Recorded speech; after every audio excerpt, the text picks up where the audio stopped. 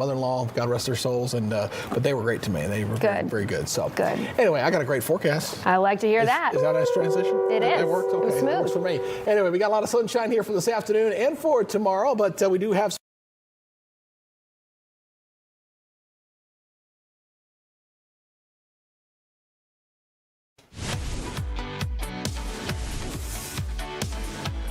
And good afternoon, everyone. Thanks so much for joining us for Fox 5 News Live at 1 o'clock. We appreciate you joining us. And we have a lot to tell you about this afternoon, including some breaking news that's just coming into our newsroom. And we want to begin with that. Fox 5's managing editor, Cal Calloway, is standing by at our assignment desk, which is where we have been monitoring a live feed coming from a courtroom in Fulton County where a man was just convicted of murder. Cal, what do we know? Good afternoon, Tyler. The verdict came in the jury only deliberated for just a few hours. This is a murder case that's been going on this week. The defendant's name is Randy King. Mr. King was charged and now been convicted of the 2023 murder of a valet in Buckhead. This is a story that we have covered a number of times. In fact, Tyler, you've been the lead reporter on several of those reports, speaking to the victim's mother about the case. It did not take the jury that long to return the conviction. This case is active right now. At 1:30 this afternoon, the courtroom will reassemble for the sentencing phase of that case. And I know you've been in contact with the victim's mother, talking about her reaction to that verdict. The story stands out because a lot of the stories we did about the victim and his connection with Kennesaw State University there. So you can probably fill us in a little bit about the background there. Yeah, we have a shot right now on the side of your screen. I can see Olvey right there. That's the victim's mother. Harrison Olvey is the victim in this case. And basically, he was out on working on Labor Day weekend. He was at his job in Buckhead, the Lindbergh area, and this happened. I was texting back and forth with Olvey just within the last little bit, the victim's mom, and she was obviously grateful that there is now justice in this case. She has been pushing for this thing to go to trial. She was worried that this wouldn't have happened this week and they were going to have to delay the trial once again. But I know she is clearly very happy that there is a verdict now and that the person who the prosecutors and investigators have said murdered her son is now guilty on all charges he faced, including murder. We do know, obviously, Cal, that in just about a half hour he is going to be learning his fate on how long the sentence is going to be. The sentencing phase of the trial gets underway at 1:30. And so that's obviously one of the stories we're following. And another one, obviously, at the state capitol, that's obviously another story. What's going on and what's Deidre working on? Deidre Dukes, our state capitol reporter, is monitoring a debate in the Georgia Senate this afternoon. Republican lawmakers have a plan to eliminate state income taxes. That obviously would affect every Georgian who's paying taxes right now. We've heard this proposal up before. The anticipation is that this bill will pass the Senate and then go on to the House. Now, it brings up some interesting sidebars in terms of the impact on the state. Obviously, in an election year, Georgians hearing about a proposal that could save them money would be a major, political victory for those lawmakers who push that. But if the state loses that income tax money, the revenue will have to come for the state from other sources. One of the ways the state has been able to give businesses, for example, tax breaks over the years, if this bill goes through, then the state may have to come back to some of those businesses, including the movie industry, and basically say, sorry, you can't have those incentives anymore. For a state that has been ranked #1 in terms of doing business for some time, that could be a game changer and have a big impact across the board there. So that debate will be interesting. Yeah, I'm sure there are people in our area who are watching that might be happy to hear no state income tax. I know the neighbors to our south in Florida, they've had no state income tax for quite a long time growing up down there. You just pay it in other ways, obviously. So we'll have to wait and see how all of the debate unfolds to see whether or not citizens and people who live here in Georgia will end up maybe eventually not having to pay a state income tax. Would be a huge proposal, so we're monitoring that. Huge proposal out of DeKalb County today. This morning, the DeKalb County School District unveiled online their plan to close or repurpose up to 27 schools. Major proposal. They are basing this, they say that by 2030, the district expects 5 middle schools worth of empty seats. That's why they are starting the process. And in their plan, they say this is a conversation starter.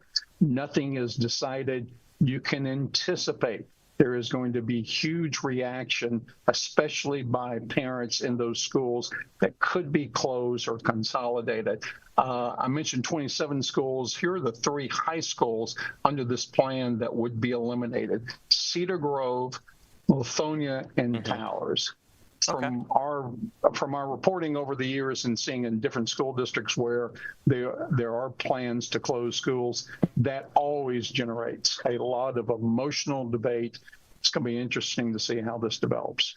Yeah, truly, because parents never like to see their children's school go away. So it's always passionate when we end up going to these meetings and seeing it. So it'll be interesting to see how that plays out. And the next story has me very interested. Obviously, it's American Heart Month. This is something every February. And Doug Evans has a fantastic story of important reminder of making sure you're constantly getting checked, especially a stress test. I think that is how she found out that she could have died. This stress test saved this grandmother's life. When talking to Doug about her, who says she is a ball of enthusiasm, she has been healthy, she's been active. The week before she had her stress test, she went with her family to Disney, was riding roller coasters, came back, did the stress test, found something was wrong. That something that was wrong was one of her arteries was blocked 99%. So this is the so-called widowmaker. She underwent surgery, and she's sharing her story of survival. She went and got a test, and fortunately she's with us, and she's going to, I think, encourage people to make sure that they do the things that they need to do to make sure they're healthy. Yeah. That's obviously very important this time of year, especially in February, making sure you are heart healthy, because that's what the point of this month is, to raise that awareness. And hopefully someone watches the story and says, you know what, I'm going to go get checked, and then hopefully maybe save their life if something like that's happening. 99% blockage is no joke. No. Cal Calloway, thank you so much for the update on what we are working on here in the Fox 5 newsroom today. I do appreciate it. As we come back in here, I want to talk about a breaking story that just crossed the wire just a couple minutes ago from the Associated Press, and this involves a Democratic Senator Mark Kelly. If you remember back in January, he was censured by the Defense Secretary Pete Hegseth. A federal judge just agreed today to temporarily block the Pentagon from punishing Senator Kelly, a former Navy pilot, for participating in a video that called on troops to resist unlawful orders. This is breaking right now. The U.S. District Judge ruled that Pentagon officials violated Kelly's First Amendment free speech rights and threatened the constitutional liberties of millions of military retirees. Again, this is breaking right now, just within the last couple of minutes. We just got the notification from Washington, D.C. So that's a story we're going to monitor throughout the day and bring you the very latest. And so another thing I want to talk about is the weather. If you've stepped outside today, you notice it is shining bright. We have the sun out, way different than yesterday. It's cooler than we had yesterday, but I have to say, I don't think anyone's going to complain about what we are seeing right now, because it's just a beautiful day and setting up for what hopefully will be another beautiful day tomorrow, before we're expecting rain over the weekend. Fox 5 Storm Team meteorologist Greg Majeski is standing by in our weather center with a look at the forecast. Hey, Greg, good afternoon. Hey, yeah, good afternoon. I think you're describing it just right. It is absolutely gorgeous outside. Make sure you get out and enjoy today and tomorrow, because the weekend, Still tracking that rain for the weekend. I still think the bulk of the rain's going to hold off until everybody's kind of done with their dinner plans on Saturday evening for that, right? At least I'm being optimistic. I think that's the case. But right now we're looking at temperatures warming up nicely. We're up to 61 degrees here in Atlanta, 51 up in Blue Ridge, 59 in Eatonton, 58 in Carrollton. These are fairly seasonable for this time of year. Really not too bad out there. We were looking at just a few high clouds up here across extreme north Georgia, but otherwise a delightful afternoon. And I think if you missed today's great weather, you get one more day, and then we got to deal with the clouds and the rain, especially Sunday. Sunday's looking like a real washout for me. All right, so we got high pressure control, plenty of sunshine. It is a mild afternoon, not bad, a little bit above normal, but not by a whole lot. Things are shaping up to be a pretty nice afternoon here. What we're watching for the weekend is going to be what's going to go on with the extended forecast. Okay, so Thursday and Friday, not a problem. Okay, couldn't buy a raindrop, looking pretty good. But once we get into Saturday, that's when things will begin to change. We start to see a little bit of rain by 4 o'clock over northern Alabama here on the European model, and then it'll come in across the area into Saturday evening. So I don't think we're talking about a washout. There could be a few scattered showers potentially going into the evening hours, but the real rain threat, that comes in going into Sunday morning. It is just one of those, I've been describing it all day, as kind of let's binge on a Netflix show type day. That's what we're looking at here on Sunday, and it looks like it's going to stay that way. Most of the day starts to taper off as we go into the evening hours, so things will be looking drier next week. But the story next week is not only is it going to dry out, those temperatures are really going to spike. And you know what happens this time of year as the days are getting longer and we start to warm that temperature up. We're already seeing just a little bit of that allergy starting to threaten to pop. I think next week we may see a pop on that. I mean, real big time. So right now, as far as rainfall totals are concerned, what we're seeing in here, I think this might be a little underdone here for the totality of the entire event on the European. We'll see what the next run here is just coming in will show. But 3/4 inch to an inch and a quarter, I think that's on the lower end of the scale. I think a 1 to 2 inch range is probably what we're going to look right here for most areas here. We do need the rainfall. The drought conditions were at level 2 or level 3 for a lot of the state right now, so we definitely could use some help in that department. So again, the forecast here for going into it tonight, again, we're topping out into the 60s, going to top down into the 40s, so it shouldn't be quite as cold for tomorrow morning as you start your day. Shouldn't be looking too bad out there for tomorrow. But here's the 7-day, as we're going to be looking at the rain coming in late on Saturday. Okay, so mostly cloudy for most of the day on Saturday. This is at 30%. It's really for the evening hours. 90% good chance of wet weather there on Sunday, obviously. But look what happens on President's Day. We bring the sunshine back in here, 65, 46, and then we're climbing it right back up into the low 70s as we go toward the middle of next week. So looks like that groundhog, I think you may have been wrong on this one. Well, looking at your Sunday forecast, you said binge Netflix type of day is what you've been saying. So yep. What show are we binge watching on Sunday? I'm thinking about watching that new that Game of Thrones show. I have not started watching that yet. I might want to check that out. Heard some good things about it. Okay, well that's good. I mean, so is Saturday looking like it's going to be mostly good for the evening plans for Valentine's Day, or are people going to have to grab that umbrella with them? I think take the umbrella just to be on the safe side, but right now it does not look like the real steady or harder rains did not arrive until we get into Sunday. Well, that's good news. Greg Majeski, meteorologist Greg Majeski, thanks so much for joining us here on Fox 5 News Live at 1 o'clock. As we come back into our newsroom here at Fox 5, we are continuing along here on Fox 5 News Live at 1 o'clock. We still have a lot more ahead, including a discussion on bad behavior on airplanes. I'm sure you have seen the videos, and now they're calling for more civility. That's been something we've been hearing over the last couple of months. So we're going to be talking about that. We have someone joining us live in just a couple of minutes. Plus, we have a live report from Tucson, Arizona, as we get an update on the search for Nancy Guthrie, who was abducted nearly 2 weeks ago. We're staying on top of that. Fox 5 News Live at 1 continues after this.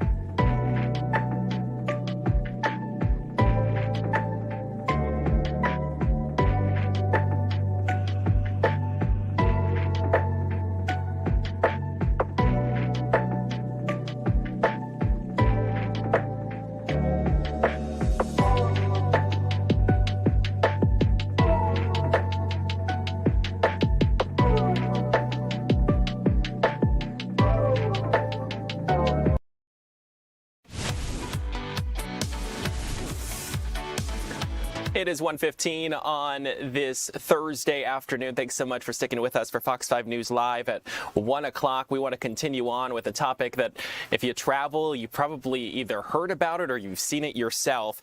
Airport meltdowns and bad behavior on airplanes seem to be making headlines more than ever. Now, there are calls for a reset on civility in air travel. But what if the real issue isn't manners, but self-control? Joining us now is Brandon Blewett, author of How to Avoid Strangers on Airplanes. Thanks for being here, Brandon. Thanks for having me. Well, so I want to start here. Why do airports seem to bring out the worst in people? I think it's because it's forced interaction with complete strangers. And today we're so used to being isolated in our phones, and the airport and airplanes sort of turn that all upside down on its head. And so you've identified 6 habits of like highly annoying travelers. I mean, I probably could have like a list of 100 annoying habits that I see people do. What's the one that almost everyone is guilty of? I think that if I had to pick one, I would say it's the backpack wrecking crew. So think you've got your backpack, it's affixed to your back, and someone in the aisle is, rearranging their bags in the overhead, and you decide to shift like this to get around them, not realizing that you've got a weapon on your back that's going to give the person in the aisle seat a black eye. That one always, without fail, is on every single flight. Yeah, and I've felt that all the time because I am an aisle type of person. I like being able to get up and stretch my legs. I'm 6'3". You can't really tell on our set because I'm sitting right now, but 6'3", I always am on the aisle, and I always pretty much board close to the beginning, and so you end up getting people hitting you. What are some of the other habits?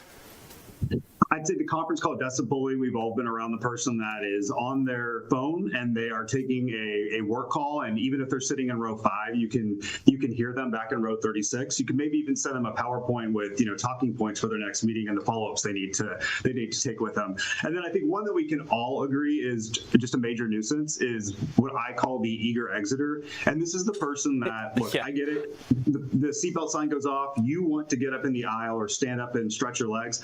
Just don't put your luggage in the aisle if you're in row 17, because there's always going to be folks in rows 11 and 12 that need to get their bags, and all you're doing is delaying the deplaning process.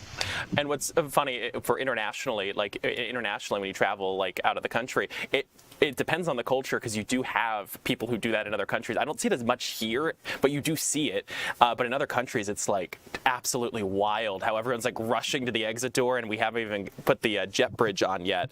Right. Are these behaviors like failures of like self-regulation for people like realizing like they're among other people and it's not all about them? I think that's exactly what it is. And I think part of it's we get so sucked into our phones and our laptops, and we're just not thinking about the fact that, hey, you're not the only person that's on this flight that maybe has a connection or needs to get somebody else. Mm-hmm. Put the phone down for a little bit, look around and see there's hundreds of people on this plane. Everybody needs to get off the plane, whether it's to make a meeting or to make a connecting flight. Let's think about doing this in an orderly fashion as a group, as opposed to just, I need to be the person that's going to win this race. And so you kind of I believe you connect fitness and patience with civility and all of that. How does that make someone a better traveler?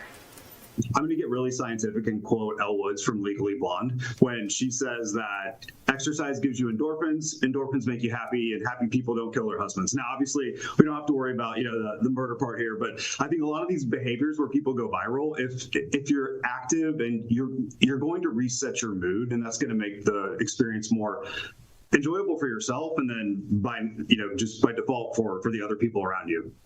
But is it really that simple? I think that for me, what is very key is not only exercise, but make sure you get sleep the night before you have a flight. That's going to make you a little less cranky. And then ultimately for me, I need to make sure that I'm nourished, that I eat, because to me, if I'm well slept, you've exercised, and most importantly, my blood sugar levels are normal, then I'm going to be far more tolerant of other behaviors. And I'm actually going to be willing to laugh off a lot of the things that I see in the airport. Okay. And so for viewers traveling soon, people who are joining us here on Fox 5 News Live at 1 o'clock, what are like some simple habits that people could do to be able to not become part of the problem or a problem? I think what I did in writing the book was you kind of hold up a mirror, right? You say, hey, these are the things that I see that bother me. Maybe I should be the first one not to commit them. And then I think from there, view it as really good people watching. I feel like that's what we used to do with air travel, was we viewed it almost like you were going to just see an entertaining show. And I think if you shift your mindset back to that, it makes the whole process a bit more tolerable. Brandon, I really appreciate your time this afternoon. Very insightful. I mean, we see this all the time. We see the videos. I have friends who work in air travel, and it's just absolutely mind-blowing to see what people do on airplanes and to hear the stories about what people think is acceptable and how you can treat other people. It's super mind-blowing. I think the book is probably a very interesting read, and I think people should take a look at that. Brandon, thank you so much for joining us this afternoon. I appreciate it. Thanks for having me. And as we continue on Fox 5 News Live at 1 o'clock, hundreds of local high school students checked out the Atlanta College and Career Expo today, and so did our Eli Jordan. Let's take a look. Hey, I'm at the Georgia Tech campus where future successors in Georgia Tech are hooking up some kids with some really cool career ideas and opportunities. Lots of 350 juniors and seniors from around the metro area are here, and they're broken off into workshops right now, but they're an opportunity to meet some really cool career-minded ideas and people and opportunities, I guess. And Future Successors founder, Nikki Watson, is here with me. Nikki, how are you doing, Nikki? I'm doing great. What about yourself? I'm doing okay, not too bad. So tell me, what is going on here today? And you guys have done this before, right? Yes, this is our 8th year doing the Career and College Expo here at Georgia Tech. And we're just telling the kids, getting them prepared for when they graduate from high school, getting them out there, letting them know about different companies, different careers are out there. Because the AJC said it's 40% of the kids that are graduating from high school, they won't know what's going on. So today we're going to make sure they do that. And these are some good jobs. These aren't nothing, this isn't, nothing to shake a stick at. These are some really good professional jobs, because you got like Google and Siemens out here, very high-tech companies that offer great career opportunities, right? Yes. Also, OTE, you have them out here. And then we have the Alphas, they setting up people to register to vote. And we have Google, like you said, the career out here, Siemens.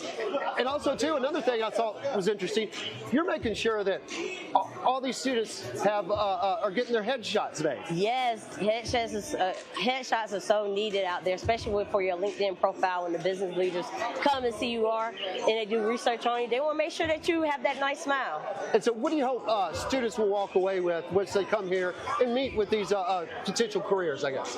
I hope that they have a sense of pride, know that somebody is rooting for them. It's a community. How are we going to get there? We got to get there together and just lean in on the people that's here in the room, because we want to see everybody succeed. A little bit more confidence, too, when they get out there, graduate from high school, and start doing interviews, I guess. Have a little bit more confidence to go talk. Talk. So they can be in those boardrooms. They can make decisions. Make that money, right? Oh, yeah. That's what it's all about. Make that money. Graduate, make mom and dad proud, make your life a lot happier. So that's what's going on out here. Nikki Watson, thank you so much. Of Future Successors and Georgia Tech hosting this Career Expo today, as they've done 8 years prior, helping future graduates get lined up for a career. Back to you guys. Eli, thank you so much for that look. Career fairs are vitally important to be able to get a look inside of different options for people, especially if they may not be considering colleges or they want other career options. So, Eli, thanks for a look inside of that career fair and expo today. We do appreciate it. As we continue on, there's another story I really want to tell you guys about, and it is one that continues to captivate the nation, and that is the disappearance and abduction of Nancy Guthrie. And they're now focusing on the area around her house, investigators are, and the FBI says they have multiple persons of interest but haven't identified any actual suspects nearly 2 weeks after she disappeared. Fox's Amalia Roy is live in Tucson, Arizona, outside the Pima County Sheriff's Department. Amalia, this is a story that continues to we just see new information come out, but there's not a whole lot of details that we know. She is still missing. We still have no idea where she is, and no arrests have been made, and honestly, we have no proof of life either. Good afternoon, Tyler. You're right. There are so many questions with just where Nancy could be. This has been going on for nearly 2 weeks now, and it wasn't until a few days ago that we got a glimpse into a possible suspect, into an idea of what happened to her, and it was with that video. But first, I do want to mention Savannah Guthrie did post on social media this morning. Unlike previous videos that were focusing on the investigation or pleas to bring her home, this one focuses on videos of her from her childhood with her mom. You can see videos of them in their yard picking flowers. This is with her, and you see a photo with her young siblings all together. And this is at the same time that investigators are working around the clock trying to get answers for what happened. Yesterday, the FBI, they searched around the Catalina foothills, and that is where they also found a New York Post reporter saw that investigators picked up a black glove about 1.5 miles from Nancy's house. And this is while the Pima County Sheriff's Department overnight was working around Nancy's house. They were focusing more so in the backyard.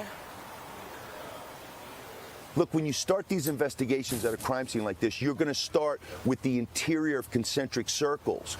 And then when you work your way out, you now found these gloves 1.3 miles from here, south of here. Now what you need to do is say, well, if he discarded those, what else might he have discarded? So now you've got to use that now as your ground, your veritable ground zero, and work out from that. They usually use grid searches for that so that you're not repeating yourself. While these searches are happening, the Pima County Sheriff's Department and the FBI say they're getting tons of calls. They say the number of tips spiked after the FBI released security video showing an armed person walking up to Nancy's door wearing a mask with his eyes visible. Tuesday night, investigators detained and questioned a man named Carlos Palazuelos. After his release, he told Fox News deputies mentioned something about his eyes matching the video. Investigators also searched his house. The FBI later confirmed that they did detain Carlos Palazuelos, but said that they questioned him for multiple reasons, not just because of the video. In Tucson, Arizona, Amalia Roy, Fox 5 News. Amalia, can I just ask you, I mean, obviously with these new developments, we're getting this trickle of information, that glove. Is there any sign that we're going to hear from investigators again? I mean, today's Thursday. It's been a week since they held a news conference last in that building behind you at the Pima County Sheriff's Department. Is there any sign that we're going to hear from them again, to hear from them in their own words about where the investigation stands? The Pima County Sheriff's Department did say they would focus on bigger news briefings when they got information, but so far they have not indicated that there would be one happening. I did ask today whether they were planning on it in light of the news of the security video, the man who was detained, as well as the search efforts that we're seeing, but was told so far there are no plans, but if that changes, they will let the media know and they'll let everyone know over X. Has there been any changes in the mood there? I mean, we're getting close to 2 weeks, and we know the longer someone disappears, the chance of survival, that they'll be able to recover and bring them home alive, starts to get, when it's the longer it is, the likelihood gets less and less. Has the mood changed there in Tucson over the last couple of days? I had spoken with a former investigator who said that, as you mentioned, when we're coming to 1 week at the time, 2 weeks out, that the fear is that you'll get fewer resources. But we're still seeing resources on the ground. The FBI is still involved and taking a more visible role, especially when you're looking at the release of that security video. And Savannah Guthrie on social media, she has kept up hope. She believes her mom is out there, and she believes that her mom will come back alive.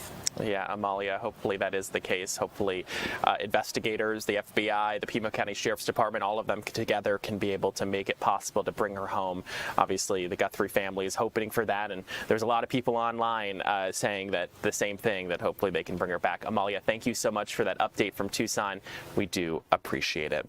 As we continue on this during this 1 o'clock hour, we still have a lot more ahead here on Fox 5 News Live at 1, including how a missing phone leads to a man's arrest. And some car insurance customers in Georgia will see rate cuts. Those stories and more are coming up right here, right now, in just about 2 minutes. Stay with us.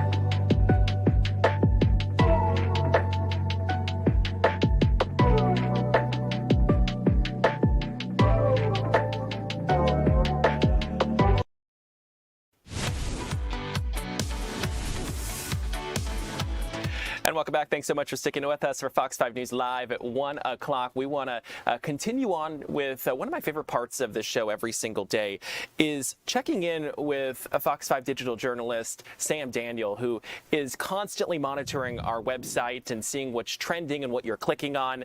Sam, what are people looking at, and anything surprising you? Well, right now I'm interested to see what you're buttering me up for, since you said this is one of your favorite parts. But online, a lot of stories are trending today. We've got a lot going on in the newsroom. One that stood out to me, though, is out of Harrison County. So that's out in Buckhead and Tallapoosa on the state line with Alabama. There was a man, this happened back February 6th, so about a week ago. He was in the ER. Police have never said why he was there. But while he was there, he started talking to somebody and said, "Hey, where's my phone? I've lost it." While he was worrying about his phone, he confided in somebody and he said, "Hey, I'm going to get in a lot of trouble if my phone is found because there is inappropriate pictures of children on this phone," according to police. So that person went, called police. Police started searching for the phone. That phone was eventually found, brought to the hospital, and the man let police go through it. Because he let the police go through it, there were inappropriate pictures found, and now this man, Brandon Lee Smith, is charged with sexual exploitation of a minor. Police said they're still investigating, they're still going through things, and they're expecting more charges to come, but people are really interested in this because he brought the attention onto himself by telling whoever reported to police, "Hey, there's child porn on my phone." That is absolutely wild. I can see why people are clicking on it. I'm sure the headline says something along those lines. People are like, what? Let me read more about it. A lot of the comments are talking about how criminals aren't always the smartest people in the world, and in this case it was a good thing because he ended up being caught. He's facing charges, and we will see what comes of it if there are more charges pressed. Yeah, and obviously if this turns out to be true, because these are all allegations until he goes through the court system. if he is guilty of this, then obviously they can hold him accountable to make sure they can protect children in the future. And so we have another story we also want to talk about, and it has to do something I think a lot of people might be interested in. Rate cuts of some sort? So this is a good thing for tens of thousands of Georgians. Allstate says they're going to cut insurance rates by 5% for people that have private driving insurance, car insurance through Allstate. Okay. So Georgia Insurance Commissioner John F. King says that's going to be tens of thousands of Georgians. And overall, that's going to save Georgians about $17.7 million. So a lot of money here just this year in 2026. This is also added on top of, back in November, State Farm cut insurance rates by 3%. That went into effect in November, and already that's saving 2.2 million Georgia drivers thousands of dollars this year as well. So lots of good news when you're hitting the roads. People want to know who exactly is getting the benefits. For all of that, it's on our website and on Fox Local, the app, if you want to download it. And car insurance is not cheap, especially if you're younger or if you've had maybe an accident of some sort. So hopefully a lot of people can benefit from this. Or even if you're in Metro Atlanta, because they charge us more here than they do in other parts of the state. Well, and I think a lot of that has to do with like car break-ins and car theft. Sometimes and that has to do. the amount of crashes in the metro.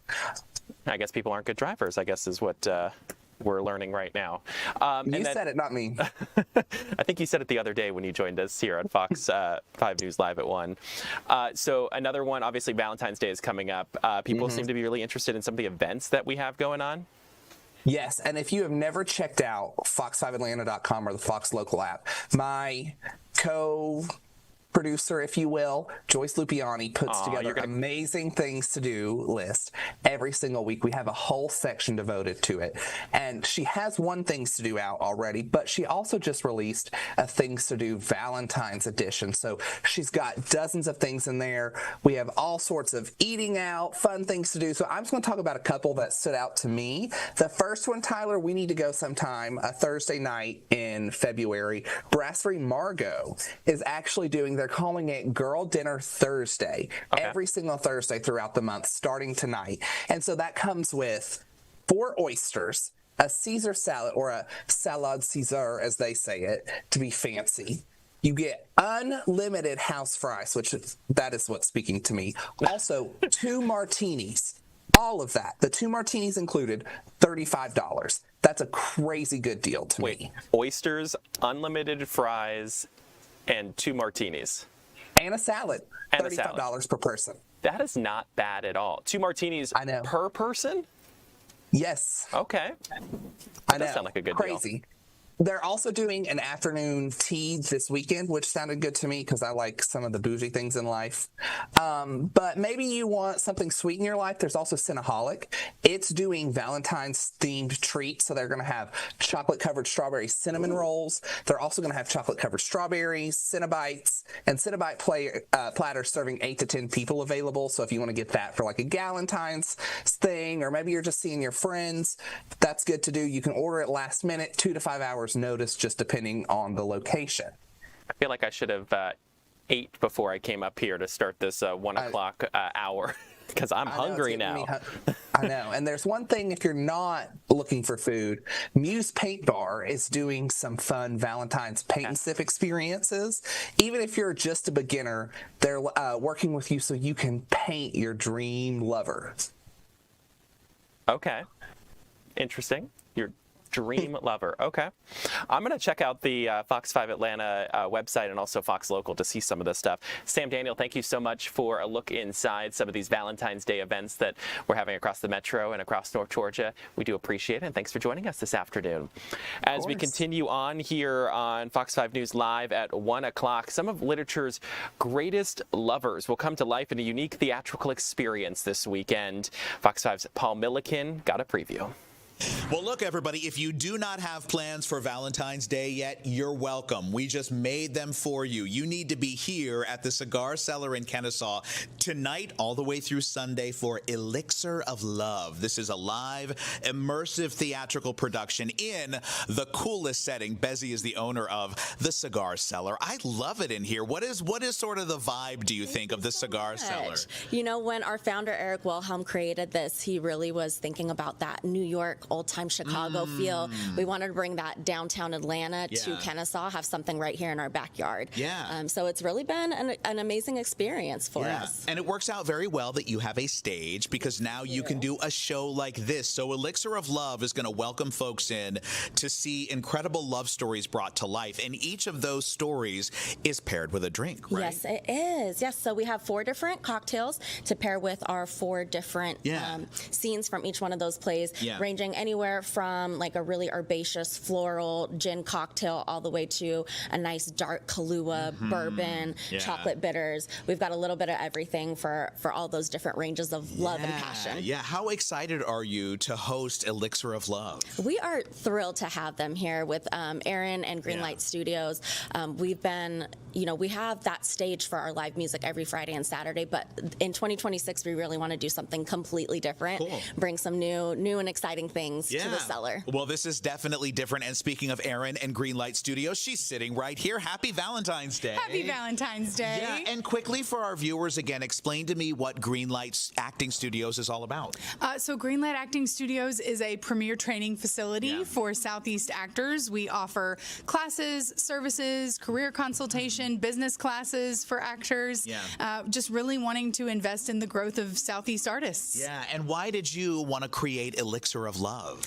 Well, I wanted an opportunity for sort of our actors in the community to really merge under sort of special and unique circumstances. So I personally have a passion for sort of classical work and stories, and this felt like a really cool way to take these great works of literature and these wonderful love stories and create something really modern and immersive out of them. And in a really cool, intimate way, because you are sitting very close to the stage, so you're going to feel every breath, every passionate moment of this, right? That's right. Yeah, the Cigar Cellar just provides, like, the atmosphere is just in the walls here. So it's a great way for people to really feel the vulnerability and the intimacy of these love stories, and to also, experience the joy of them. Oh, yeah. All right. Well, we want to get another preview of Elixir of Love. It is opening night tonight. What scene are we about to watch?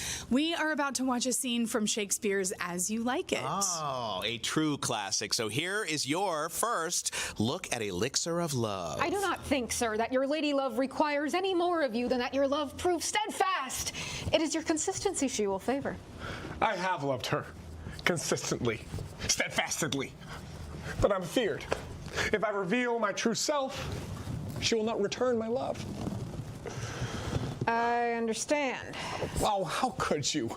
You are young and have not yet known the illness and agony of love. Oh.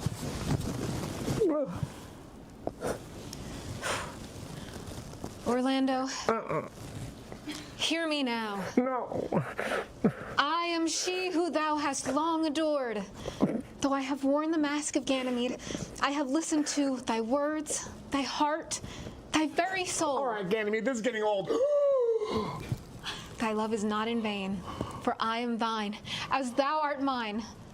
Oh, most sweet lady, if this be reality, then all Arden's air is perfumed with joy. But why this disguise? Why this cruel test of patience? To see if thy love's faithfulness was true. I doubted, I waited. And obviously it looks like a great show, and hopefully people can take advantage. If you're looking for more information, you can head to fox5atlanta.com and look for the Good Day Atlanta section. We'll have all the details there. And now we want to talk a little bit of some breaking news that's coming into the newsroom right now. Happening right now is the sentencing hearing for the man who was just convicted just within the last about hour and a half of killing a Buckhead valet in 2023. You're looking at live pictures right now on your screen. That is Autumn Ernst. That is the mother of the victim who was killed back in 2023, her son.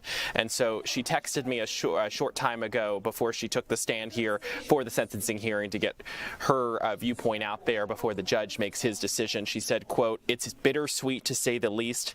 I'm just so glad that justice for my son has been served. Now our family can finally start to heal as much as we can.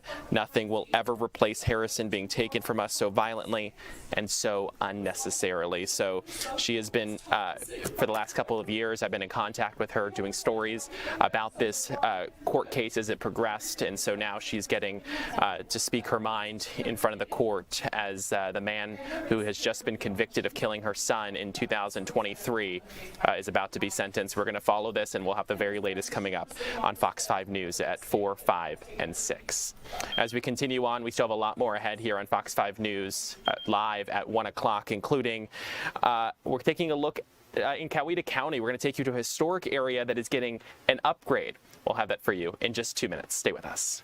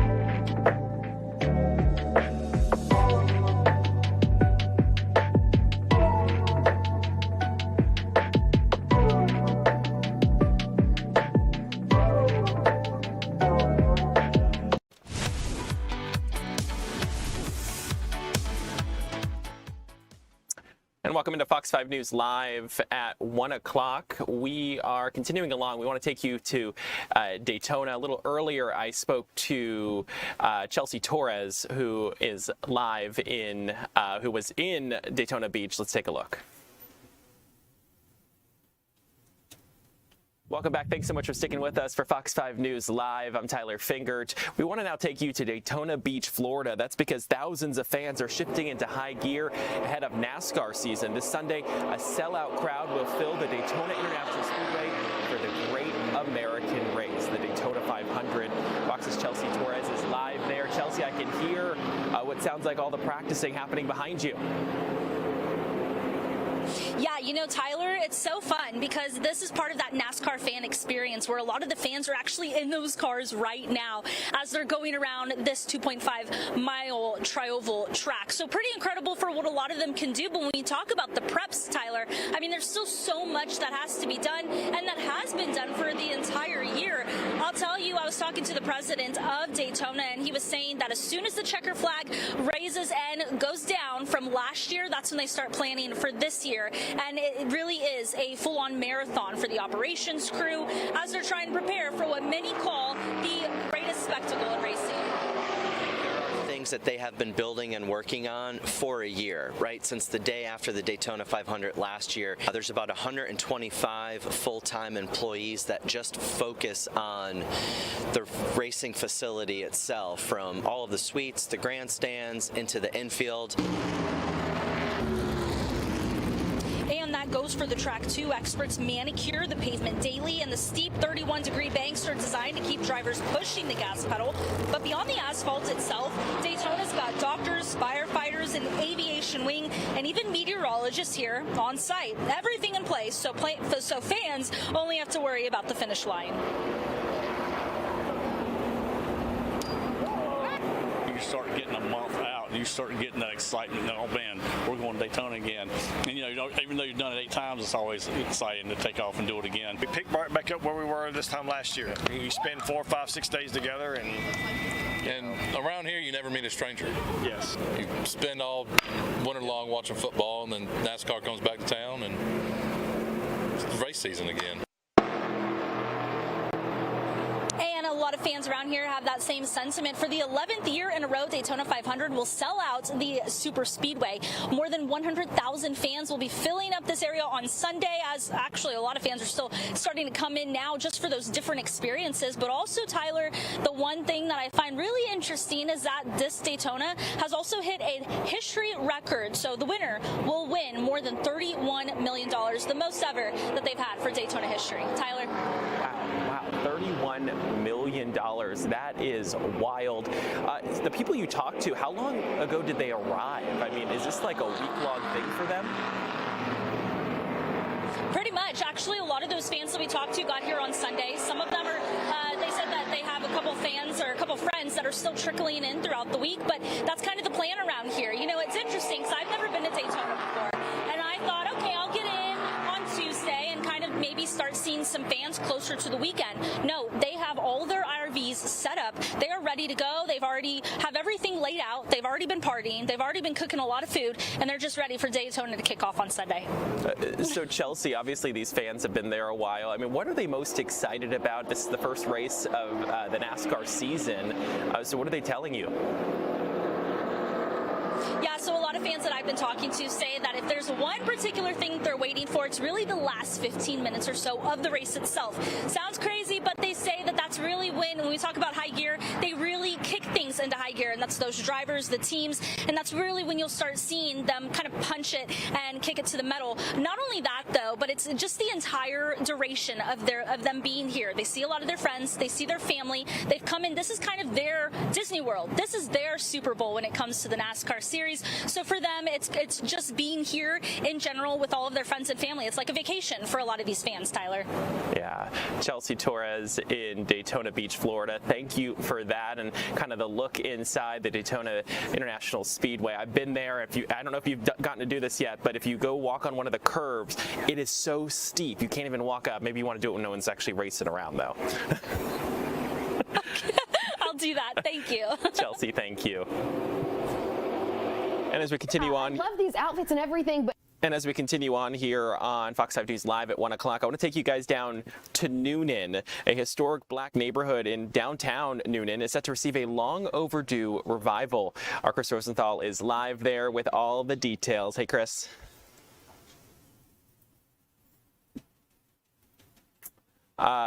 We're having trouble hearing you. So this is obviously an important neighborhood down there. We've covered it a little bit, and I believe we now have Chris. If you can tell us about the details. Hello. Hey, Chris. Hey, Tyler. Hey, Tyler. So, I'm in the Chalk Level district here in Noonan. This is a very historic district surrounded by history. Back in October, it received a designation on the Georgia Historic Registry of Historic Places. Usually these things are designated for buildings or structures, but this whole area is surrounded by Black history. And in fact, we have a new update to this. This was on the Georgia Registry, but I'm joined by Chris Cole here with the city of Noonan. And tell me the latest here. Yeah, so we're very excited. We found out as of January 29th, 2026, Chalk Level is now in the National Register of Historic Places. So we're very excited. And what does that mean? Well, that means a lot. First of all, for the community itself, there's pride. There's pride for all of the city of Noonan to have this meaningful district that has so much history be listed in the National Register. But also there are things like tax benefits, tax incentives for building rehab. So There are many benefits, and we just can't wait to spread the word. And, you know, we could walk around here and show some of the buildings. I mean, there's about 500 or so homes and structures here, right? Right. And this right here, just one of many here. Tell me a little about this. Well, this is a very special place. This is the historic Howard Warner School, named after Dr. Howard Warner, a longtime principal here at the school in the 20th century. Now it's the Howard Warner Community Center, but it is currently, as I said, a community center that we have great programs such as the Boys and Girls Club run out of. It's a very historic place for all Newnites, but especially residents of Chalk Level and their family members. As you said, we're surrounded by homes here, other community resources. We're kind of in the heart of Chalk Level right here.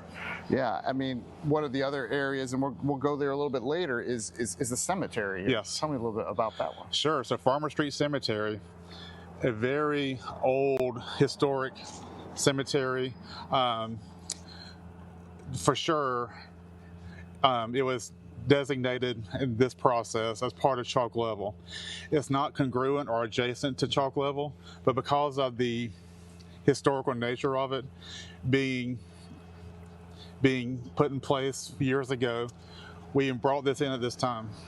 Wonderful, wonderful. There's so much more here to visit and to see, and you can get a look at some of these homes from you know, variety of periods here. Again, just really exciting that they are now in the National Registry of Historic Places, a whole entire district here in Newnan, just adjacent to downtown. Tyler?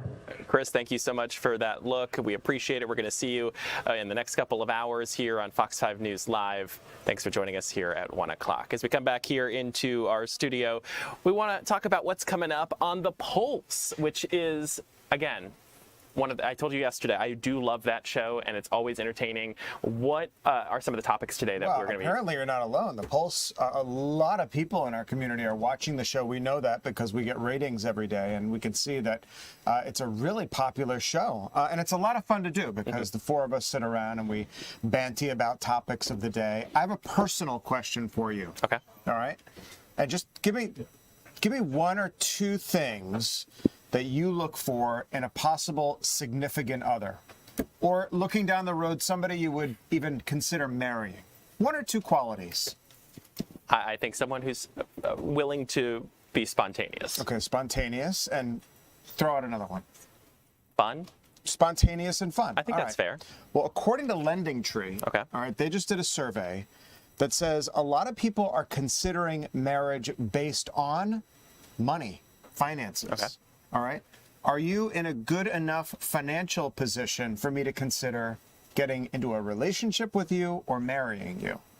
So we're going to talk about that. If that would be one of your thresholds to engage in a relationship with someone. Okay. Some people would be like, I don't care about money. Other people would be like, yeah, you need to be on solid financial footing if I'm even going to consider you. I think I think that can be fair, but you also want to make sure you're looking for the person and not specifically about money. About the big dollar sign. Yeah. We're going to be talking about that tonight at 7 o'clock on The Pulse, which, of course, streams right here on Fox Local and on the broadcast channel, Fox 5 Atlanta. And you can weigh in on fox5atlanta.com/pulse, and they want to hear from you. And thanks so much for joining us, and thank you for joining me here for Fox 5 News Always a Live pleasure, at 1 Tyler. o'clock. The news at 2 continues in just 2 minutes with Ariel Onstadt.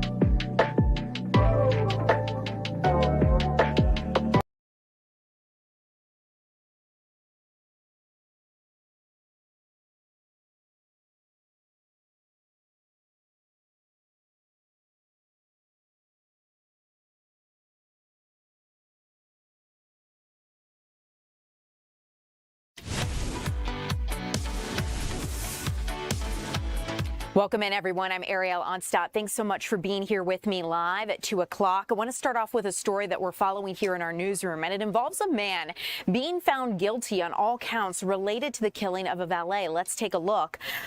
This is a 2023 murder case that we're talking about, and it involved a Buckhead valet, and the man you're looking at there on your screen is Randy King.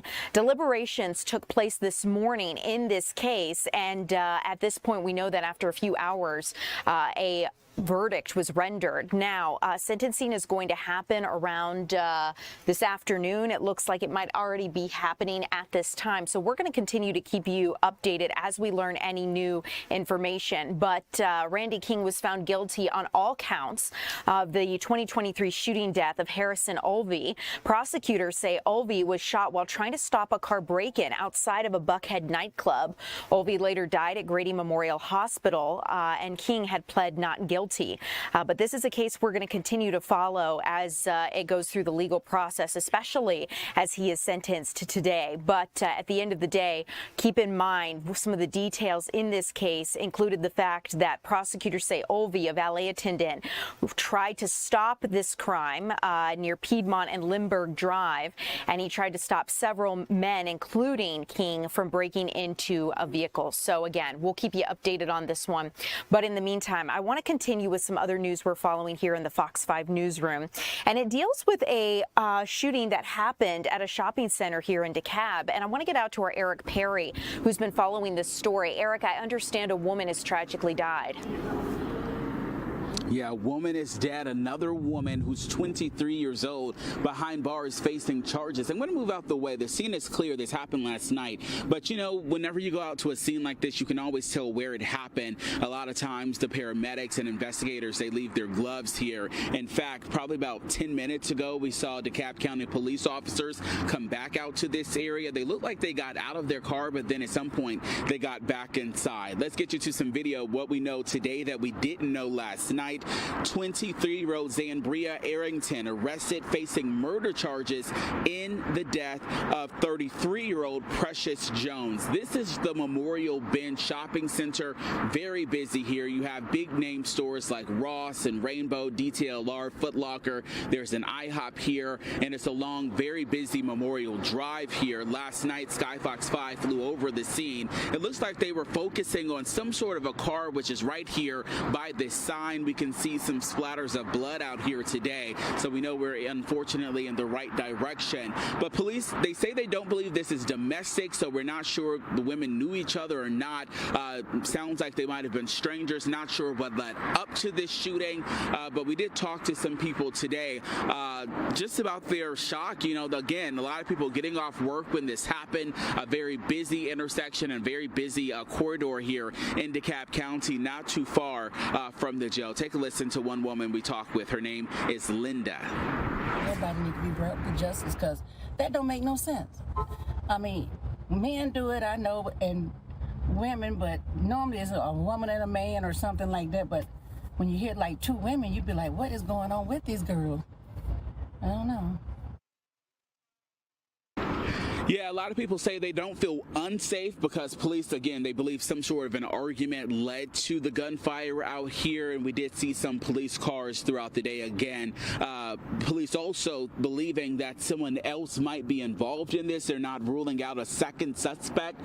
They haven't put out any information regarding that. But that 23-year-old Zambria, who is accused of pulling the trigger, she's right down the street there, DeKalb County Jail. You can see it from where we're standing, so she didn't have too far of a drive after this incident that happened yesterday. Ariel?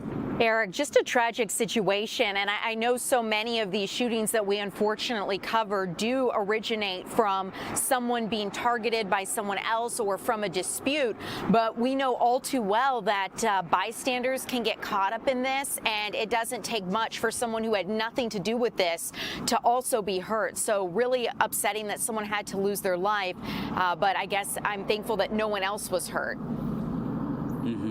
Yeah, that's a good point there. It seems like they had some sort of an argument, but just as busy as it is, those bullets could have gone anywhere. Such a busy corridor and busy shopping center behind us. So I guess that is some sort of a good news there in that regards. Eric, thank you so much for keeping us updated on this story. I'm going to let you get back to information gathering. I know you'll continue to keep us updated as you get any new details, but thanks so much for joining us live and letting us know where we stand. Guys, I want to continue here as we follow the latest with the Tara Baker trial. And as of now, the state has actually rested its case in the Tara Baker murder trial after hearing from a expert on DNA testimony, or rather hearing from witnesses there on that testimony. Wednesday actually started with the prosecution and defense arguing over what should be allowed with that first witness. The prosecution planned to call a GBI agent who took over the case back in 2024 and interviewed Faust after they found his DNA in their investigation. As part of that testimony, the prosecution wanted to play parts with the GBI's interview with Faust, where they asked him about knowing where his DNA was in a federal database. The defense said this would be prejudicial because it would show jurors that Faust had been previously arrested. But this is something that we're going to continue to follow as this case progresses. At this point, the defense has the arguments and gets to prove part of their case, and we're going to see later how this plays out. We'll continue to keep you updated as we learn any new information. And again, in case you're unfamiliar with this story, it centers around the 2001 killing of UGA law student Tara Baker. I want to continue with another story we continue to follow here in the Fox 5 Atlanta newsroom, and it deals with that FBI warrant that was served at an elections hub here in Fulton County. Now today we understand that Fulton County's election board held a meeting and our Angelique Proctor was there. And Angelique, I know there's been a lot of conversation at the state level over whether or not the state should take over elections here in Fulton County. Did commissioners discuss that at all today? Well, this is the Fulton County Elections Board, and it's fair to say that they did, in fact, fight back. Good afternoon to you, Ariel. You know, elections seem to be center stage all over the country, but here in Fulton County, it's almost like ground zero. And as I've heard Fulton County Commission Chairman Rob Pitts say so many times before, it's like the world is watching what is happening here in Fulton County. So we're at the Government Center. You might be able to see Assembly Hall. That is where the voter registration committee met this morning at 11 a.m. We had lots of people interested in this.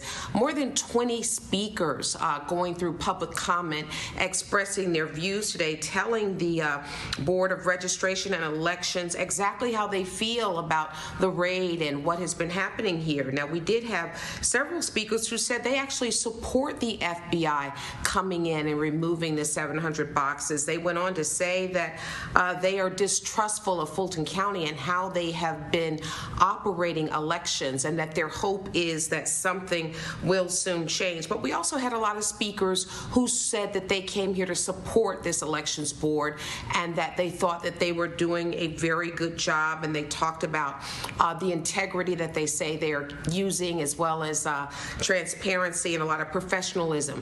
The very first speaker after all of the public comment, though, was Fulton County Chairman Rob Pitts. He talked about State Senator Greg Dolezal's plan to actually take over Fulton County elections, and as you can imagine, he is not happy about it. I believe that if we find that counties are not maintaining their voter rolls as required under state law, it should be an automatic trigger for the state to take over the elections. When you make a statement like that, that gives you 10 or 15 seconds of fame on the local news. Well, that's not going to happen here in Fulton County, Georgia. We have run successful elections, and I think that the energy that people are using now should be in support of this fine staff that we have as we prepare for 2026 and 2028 and beyond. And we heard a lot today about preparing for the elections, the primary in May, and they were talking about absentee voter spots and different locations that they're going to be using, and basically business as usual. But there's so many people interested in elections now that there were quite a few people who came to what would have been normally just a routine meeting, but there's very little that is routine in Fulton County now. I also want to tell you something that struck me today. One of the employees here in Fulton County was really in tears as she described what was just an update on where things were as far as the voter rolls. Her name is Kathleen, and she is a chief, Kathleen Glenn.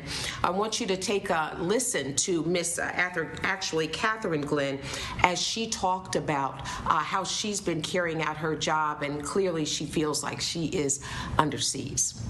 We process all applications, voter record changes in accordance with the state law and federal law.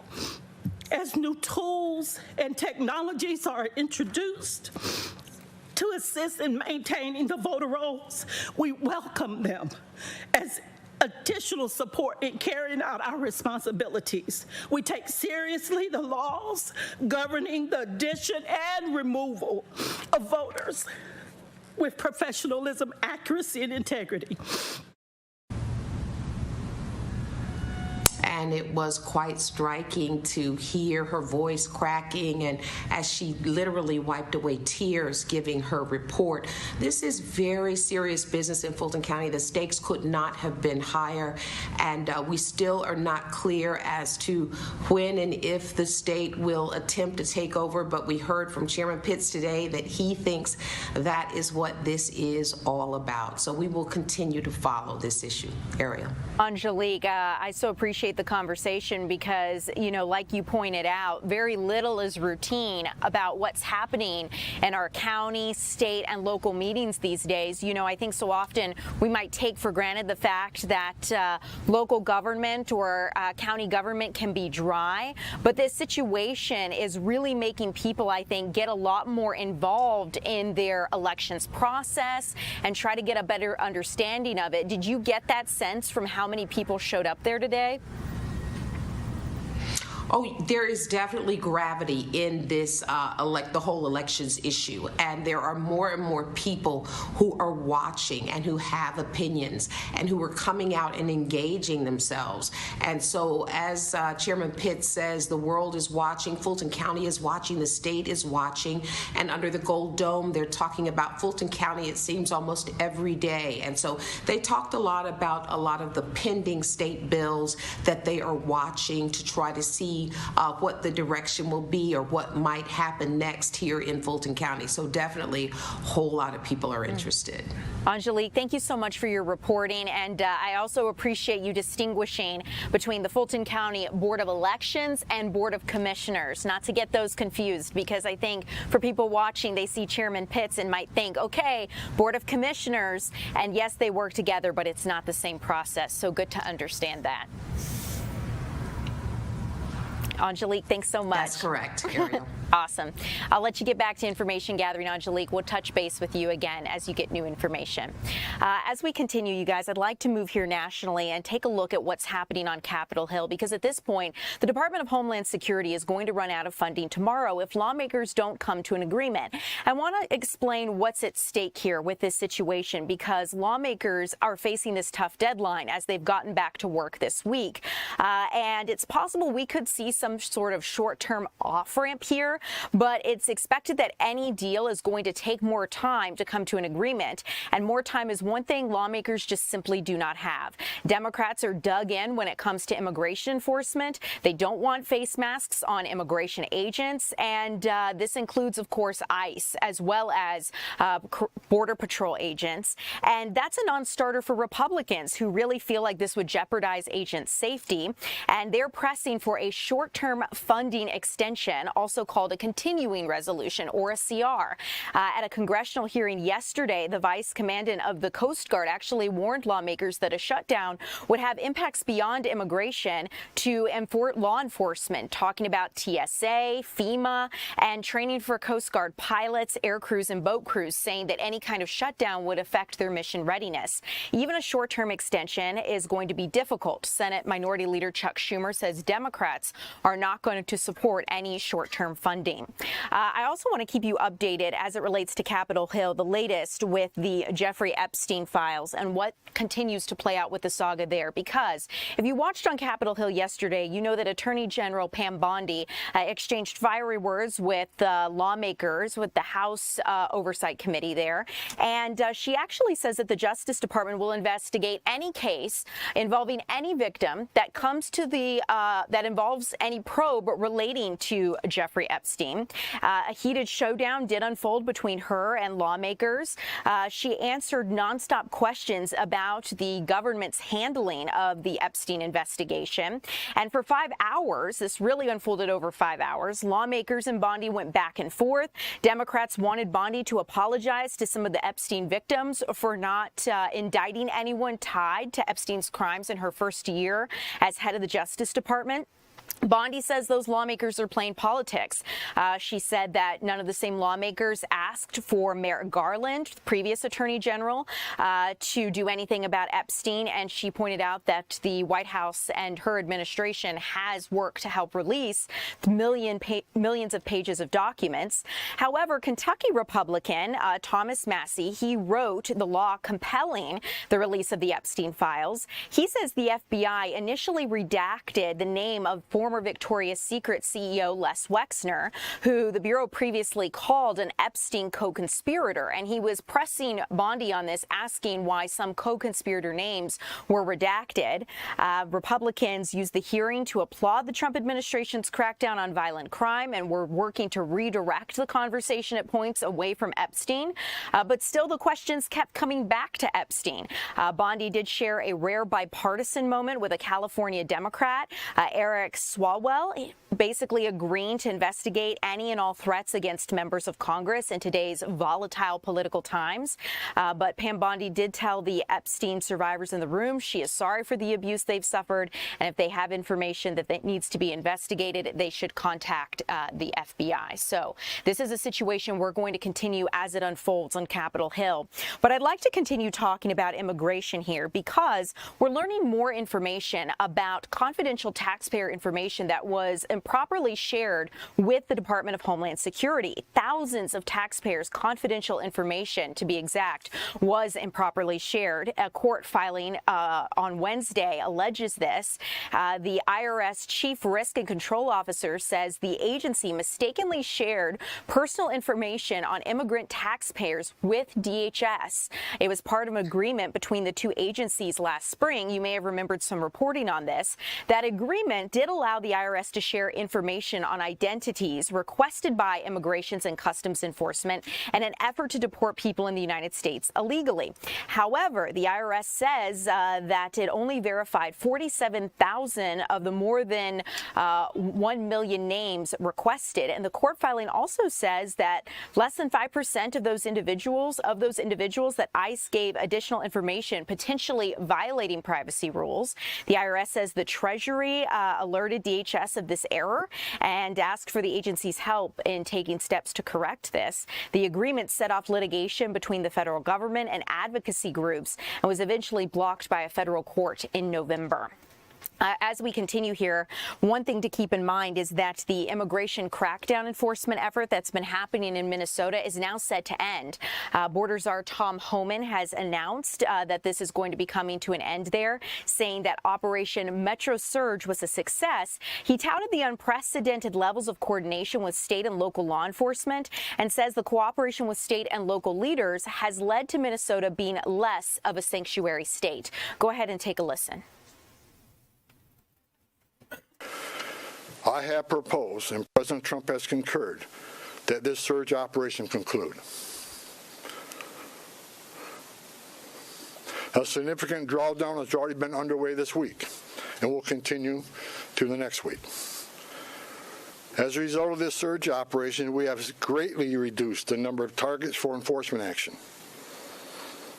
And many criminal aliens have been arrested and taken off the streets, including murderers, sex offenders, national security threats, gang members, and other violent criminals. Under President Trump's direction, we have obtained an unprecedented level of coordination with law enforcement officials that is focused on promoting public safety across the entire state. While I don't agree with Governor Walz and Attorney General Ellis on everything, I appreciate the support the governor gives to state agencies who coordinate with us in a manner intended to promote public safety. And I appreciate the AG having an open dialogue with me. I came here to identify issues and implement solutions to improve our mission execution. Since that time, in order to improve target enforcement operation, I and my team here, we made personnel changes. We integrated BP with the ICE teams. We established a single unified chain of command structure. We strengthened joint intelligence and targeting capabilities. We deployed body cameras. We increased the footprint of internal affairs. We commuted zero tolerance for misconduct. You're listening to Tom Homan as he updates on the status of that operation in Minnesota and how ICE will now be pulling out of the state. We're going to continue to keep you updated on this developing situation. But I also want to let you know that, speaking of ICE here really quickly, that Immigrations and Customs Enforcement is going to play a key role in security for the World Cup. ICE's acting director says that the agency is going to play a major role in 2026 security there for the FIFA World Cup. Matches are going to be held throughout the Northeast and right here in Atlanta. ICE's expanded visibility comes, of course, as we've seen some more controversial events with the agency. Speaking of those deaths in Minnesota involving civilians, but this is something that Todd Lyons, ICE's acting director, says that this is just really going to be part of a broader security effort. We're trying to get a better understanding of what that's going to look like. Will ICE be assisting with security in a law enforcement capacity? Will they actually be arresting and detaining people who might be in the United States illegally? What is that going to look like? And trying to get more confirmation from ICE's leaders on the situation. Under FIFA rules, venues are referred to by their metropolitan or states during the tournament rather than their commercial stadium names. So another something to keep in mind just as we look ahead to the World Cup right here across America. As we continue, guys, coming up, we're going to get a check of your weather forecast, what to expect in terms of the warmer weather we've been having, what's in store with some of the rain that might be headed our way this weekend. All that's coming up.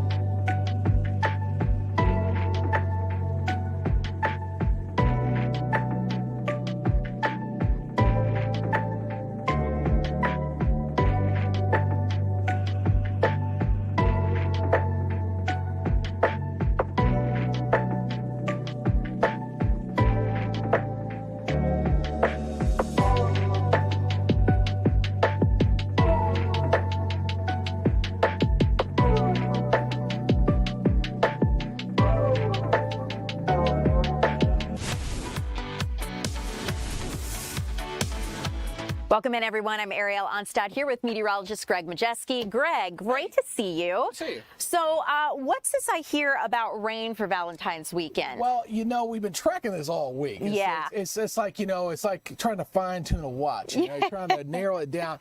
I'll be honest with you, I think we're going to be okay for a lot of Valentine's Day, even going into the evening hours. Sure. I would take the umbrella just in case a stray shower gets you, but the real main rains doesn't look like it's going to come in here until Sunday. So that's a good thing. I've been referring to Sunday as the Netflix binge day or something, or your Amazon. I'm very down whatever with show that. you want to binge, it would be Sunday's definitely the good day to do that because it's looking kind of just nasty. Yeah. So. Okay. So what do we got? What do we got in store? Today it's just I didn't want to come back inside. I don't blame you for being honest. Blue sky feels great, 63 degrees. I mean, it's just, that's perfect. I mean, it's a little above normal. Normal's like 57, 58, but that's not bad. Just perfect out there. We're feeling pretty good. And we're in store for, more of the same. We got high pressure and control here across the southeast. Things looking pretty good. And we got one more day of this. So, folks, if you didn't get outside today to enjoy this beautiful stellar weather, you got one more chance tomorrow. One more chance tomorrow to go back out there and do it one more time. But we're looking pretty good here. There might be a few high clouds that are going to scare it in for tonight. Not rainmakers, but they're going to kind of scoot on in here quickly. But as we go through the evening hours, we'll get in the 40s. It's not going to be quite as cold tomorrow morning as it was this morning, but we'll still have some 20 like Blairsville. They always like to sneak down to the 20s. They probably will, but everybody else, 30s, even down 40s around the metro area for tomorrow. But the big story is we're going to watch what goes on for this upcoming weekend. We got a few clouds that'll come through tonight. No rainmakers. It'll clear out. It'll be a lot of sunshine for tomorrow. Beautiful day. High pressure up there to the north and east of us, looking very nice indeed. Then we'll watch the storm system back to the west. That'll be bringing in some showers. Notice by Saturday at 1 o'clock, still showing the rains back over toward Alabama. Might get a few showers to sneak in here. At least this model showing here for Saturday evening. That's what I'm telling folks. Okay, it's not really the main event, but you could see a stray shower. So just take the umbrella with you, just to be on the safe side. And again, the main rain will be coming in here as we go throughout the day on Sunday. Sunday, we're looking pretty wet, pretty decent rains here across the area. Hopefully, about 1 to 2 inches. So tonight's lows, again, similar to this morning, just a few degrees warmer. Atlanta only about 40, 35 Canton, 29 up in Blairsville, 37 down there in Noonan. So you'll need a jacket in the morning. I mean, it's still chilly. It's still February, obviously. And the daytime highs tomorrow are very similar to today. They're almost identical in a lot of ways. You see temperatures there, in the 60s and some 50s up there in the northeast. Now, as far as the rest of our 7-day forecast, hint, 7-day forecast. Hey, hello, my friend. We're going to call out our, there we go. 7-day, there we go. It's user error because I can't draw the thing over to this other machine. So anyway, we're looking really good. So we got the rain threat coming in here on Sunday, about 90% there. And then look what the temperatures next week. I just updated these numbers. So Mardi Gras on Tuesday, 67, 47. And then we're in the 70s. And I'm telling you, we get that kind of sun. The days are getting longer. I know the allergies are starting to come up. I saw the last reading, I think it was like a 150 or something. I just got a funny feeling next week. If we stay sunny, and we're punching in the 70s, the pollen's just going to go. Yeah. It's going to start to pop. You know it. And I remember last year, we went through this because it would get so warm and we just had so many pollenings over and over and over again, if you will. It was miserable for those who suffer from allergies. And that darn groundhog, you missed it again. Yeah. Really though, it's and I get questions asking if we're going to, if there's going to be another cold event. Every day goes by, we're probably going to get at least one more. Yes, of course. We're going to get one more that'll come either end of February, early March. Stick around for a couple days, and then it'll move out. Then they'll be done. Then we'll get ready for severe weather season here in March. So. All right. Well, thank you so much, Greg. I appreciate you. Guys, we're going to move on to the latest in the Nancy Guthrie search because we have some new details from the investigation. This is as the search enters its 12th day, and investigators really continue to look at the terrain surrounding Nancy Guthrie's home. But detectives actually found a black glove about 1.5 miles away. You saw that at the beginning on that map. And they've done multiple searches in the Tucson area and really the last 24 hours, and they're going back to Nancy Guthrie's front door. They put up a white tent, investigators did, in front of her front door this morning before they walked out of her house with a large black box. Overnight, detectives also conducted another search right by her house. On the same road, investigators found that black glove yesterday. You can see the video of them constructing that tent. And one of the things they're asking is is, was that glove worn by someone on top of other gloves? They're hoping that that glove touched skin, because if it was worn by this person of interest you see here on your screen, maybe they would be able to get some DNA from it. Surveillance video did show this masked figure wearing dark gloves along with a backpack and ski mask at Nancy's front door. And experts say investigators are going to search online and in-person stores to try to narrow down who may have purchased these items. Local TV station KVOA actually reports that authorities are asking neighbors for footage from their door cams from January 11th between 9 and midnight, as well as January 31st between 9:30 and 11:30 in the morning. And that's one day before Nancy was reported missing, so they're trying to get that information. The Pima County Sheriff's Department says it's received 4,000 different tips in just the first 24 hours after releasing that surveillance video, so they're trying to go through it all as we speak. I also want to let you know about a frustrating situation that unfolded in El Paso, Texas yesterday, and now officials are asking questions as to what really happened here. We told you about how the El Paso airport there in Texas closed down to air traffic for a few hours yesterday. Now local officials are trying to understand if it was because of an actual security threat or a lack of coordination from federal agencies and officials there. Administration sources tell Fox News that a dispute over Pentagon drone testing led the FAA to close the airspace over the El Paso airport, despite Transportation Secretary Sean Duffy saying it was caused by a Mexican cartel drone incursion. El Paso's mayor has said this never should have happened, but it did happen without notice, and it left a lot of people scrambling. Originally, officials had announced a 10-day ground stop at the airport due to security issues, but just a few hours later, they lifted it without explanation. Same aviation experts are defending the move, saying that they obviously needed to put passenger safety first. City officials say major disruptions were reported throughout the morning, including at least one canceled medical flight. So this could have had really severe ramifications. Mexico's president says that she's not aware of any use of Mexican cartel drones along the border there. And finally here, you guys, I want to get you an update as to the latest with a landmark trial involving social media. The head of Instagram, Adam Mosseri, testified and made a bold statement in court. This lawsuit targets Meta and Google's YouTube, and it alleges that social media platforms are designed to be addictive to children. CEO of Instagram, Adam Mosseri, addressed this on Wednesday, and he actually disagreed with the notion that people can be clinically addicted to social media platforms. He argued it's important to differentiate between clinical addiction and what he calls problematic use. Mosseri defined the term, quote, as someone spending more time on Instagram than they feel good about, end quote. The case centers around a 20-year-old woman who says she became addicted to the platforms, YouTube and Meta's platforms, as a minor. And Meta's CEO, Mark Zuckerberg, is set to testify in this case next week. So we will continue to keep you updated. I also want to let you know, go through some of your comments and see if you guys have questions. And some of you are asking about, I see Elizabeth Eder, you're asking about the Epstein files. And we talked about that at the top of the 2 o'clock hour here. We talked about the testimony on Capitol Hill that unfolded yesterday. You can see lawmakers and their fiery exchange with Attorney General Pam Bondi. There were a lot of deflections on Pam Bondi's part about some of these questions. Lawmakers were pushing her as to why she's not done more to investigate and indict other co-conspirators of Epstein. And you talked a little bit about how whether or not Trump was mentioned in the Epstein files. And actually, I believe it was lawmaker Liu, one of the congressmen there, actually pressed Bondi on that, asking if the Justice Department has redacted President Trump's name from the files, saying that he was mentioned in the files numerous times. Pam Bondi had pushed back on that and said, no, the president wasn't. But of course, a lot of lawmakers there are skeptical and they want further answers as to the situation.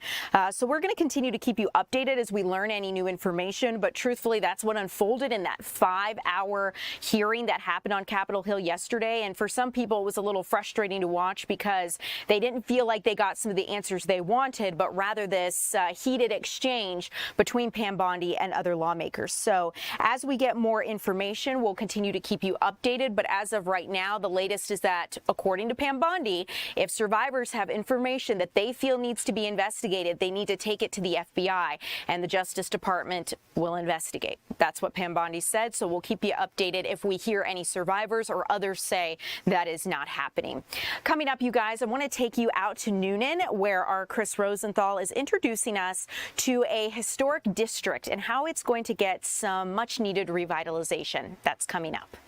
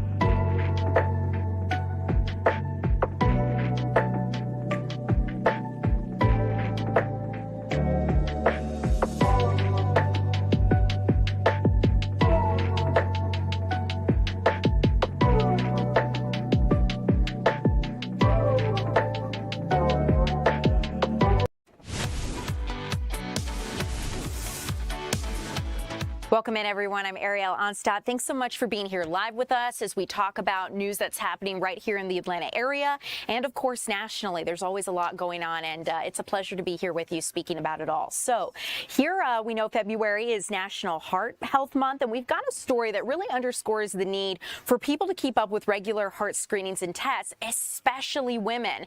Our Doug Evans joins us live from Coweta County. And Doug, I understand that you have the story of a grandma who really went through something pretty crazy. Tell us about it. Hi, Ariel. Happy Heart Health Month. Yeah, we've got the story of 74-year-old Linda Brass. She and her husband Robert celebrating their 56th wedding anniversary. Tomorrow, they were married on a Friday the 13th. Tomorrow is Friday the 13th. Almost didn't make this one, though. Linda Brass had a 99% clog of her widowmaker. That's the vessel that comes out of the heart toward the bottom of the heart. Not a good thing. They call it a widowmaker for a reason, because it leads to a heart attack, and she was due for one imminently, her cardiologist tells me. Just before she had the procedure to unblock it, let me tell you about this lady, 74 years old. She had just been to Disney World with her family. She was riding roller coasters, water rides. She said she got 18,000 steps in that day. She's an active traveler. She's go, go, go, go, go. And she didn't have any symptoms at all. Had no idea that she was about to have a heart attack. Thankfully, she didn't, because she got some routine testing done. That led to a heart catheterization, and they got it, that block taken out. Let's hear from Linda and her cardiologist. Had no clue that I had any issues whatsoever. Was living my life to the fullest, traveling every weekend from August to December, out of state, through airports, went to Disney World, walked 18,000 steps one day, rode a roller coaster. I was a heart attack waiting to happen and didn't know it. Well, you got a stress test done. Yes. And that showed problems. Yes, Dr. Druva had said, well, it's been several years since we did a stress test. Let's just, check up on things and make sure things are still good. So we did the stress test and the PET scan, I think it was called, and something revealed that I did have some sort of issue going on. And so he said, I'd really like for you to do a heart cath. So we got home on a Sunday night, December the 7th, Monday morning, December the 8th, I was at Piedmont Noonan having my heart cath, and they discovered a 99% blockage in the widowmaker, which is the vessel that comes down from the bottom part of the heart. The result, the heart suddenly muscle has no blood supply. You go into something called ventricular fibrillation. So your heart is trembling and essentially stops. So you either have to shock the person right there and then to get them back, or you lose them. Right. And that's why it's called the widowmaker. Yeah, so Linda Brass there, 99% blockage. Detected through routine screening, gave her many, many more years with her family. At Piedmont Heart Institute, they're running a special this month for women. Because women, Ariel, they say, are particularly vulnerable to heart disease. 90% of women are vulnerable to heart disease. So they have this special $99. You don't need a physician's referral. Linda tells me that a lot of the stuff that they offer in this screening would have detected her thing as well, her problems. So it's an easy way to get your heart checked. And it's interesting, Dr. Druva told me that particularly with women, that this is super important because women tend to, shrug off the pain, he says. Yeah. Whereas men, we're big babies, right? we don't tend to shrug off not pain. Me. You hear from us. You hear from us when we hurt. We get a little owie. Yeah. So women apparently not like that, Ariel, and you're probably not surprised to hear that. No, Doug, I'm not. I think this is such an important story for so many reasons. First of all, I'm so happy for Linda and the fact that she's going to have more time with her family. I mean, what a wonderful outcome, but I think about one thing that you've said, just how heart disease and these risks affect women differently. You think about like a heart attack, right? For men, a lot of times heart attacks can be very violent, very sudden, but women can suffer a heart attack for hours, really just incredible, and shrug it off as shoulder pain and never really realize, they're facing something so life-threatening. So wonderful for Piedmont to be offering that special, and thanks for drawing attention to this for us, letting us know about it. Absolutely. Doug, final question for you. Was there anything that really struck you with Linda's story? If there's like one takeaway you have that you feel like people should really know, what would it be? Well, I think there is.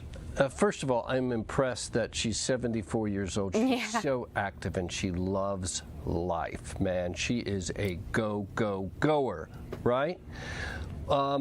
To the point that it would have been easy to shrug off the doctor and say, I feel fine, doc. I feel good, right? I don't need to take a stress test. Who wants to do that? That's uncomfortable, right? So ignoring those things could have been catastrophic for her. She's a lady who was feeling fine, as you heard her say, no symptoms.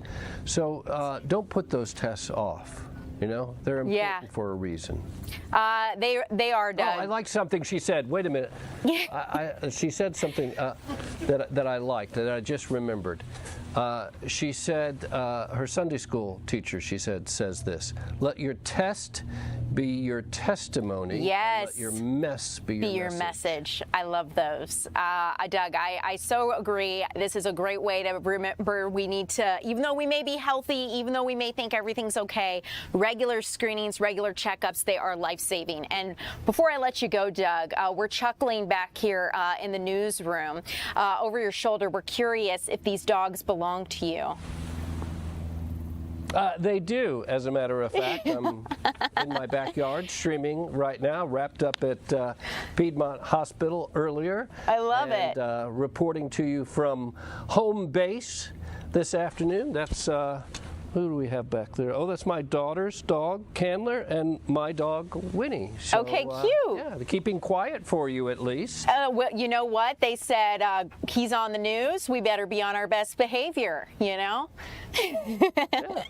Doug, thanks for bringing They're not always on their best behavior. Yeah, I can relate, you know. We'll take it when we can get it. But, Doug, always appreciate you in our conversations. Thanks for bringing this story to our attention, and I'll let you get back to it. Rosenthal can throw the ball around in the backyard for a little bit. I bet they'd like that. Okay, guys, we're going to move on here because we have another story to get to with our Chris Rosenthal, who joins us from Noonan. And Chris, you're going to tell us a little bit about the chalk level district, which I have never heard of, so I'm excited to be educated today. Tell me about the significance of this and why it's getting this much needed revitalization.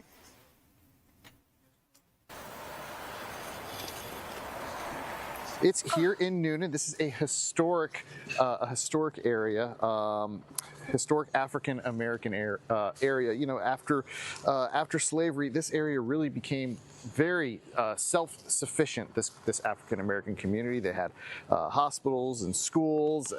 Community really learning to thrive on their own, and this community is still here. About 500 or so homes, and it was recently put on the Georgia Registry of Historic Places. It's kind of unusual. Usually these things are more designated for individual structures or homes, but this is an entire district, an entire neighborhood. Now, it was on the Georgia Registry in October, but we have a new update, and I have Chris Cole here with the City of Noonan, and what's the new update here? Yeah, so we're excited to announce that as of January 29th, the chalk level community is now on the National Register of Historic Places.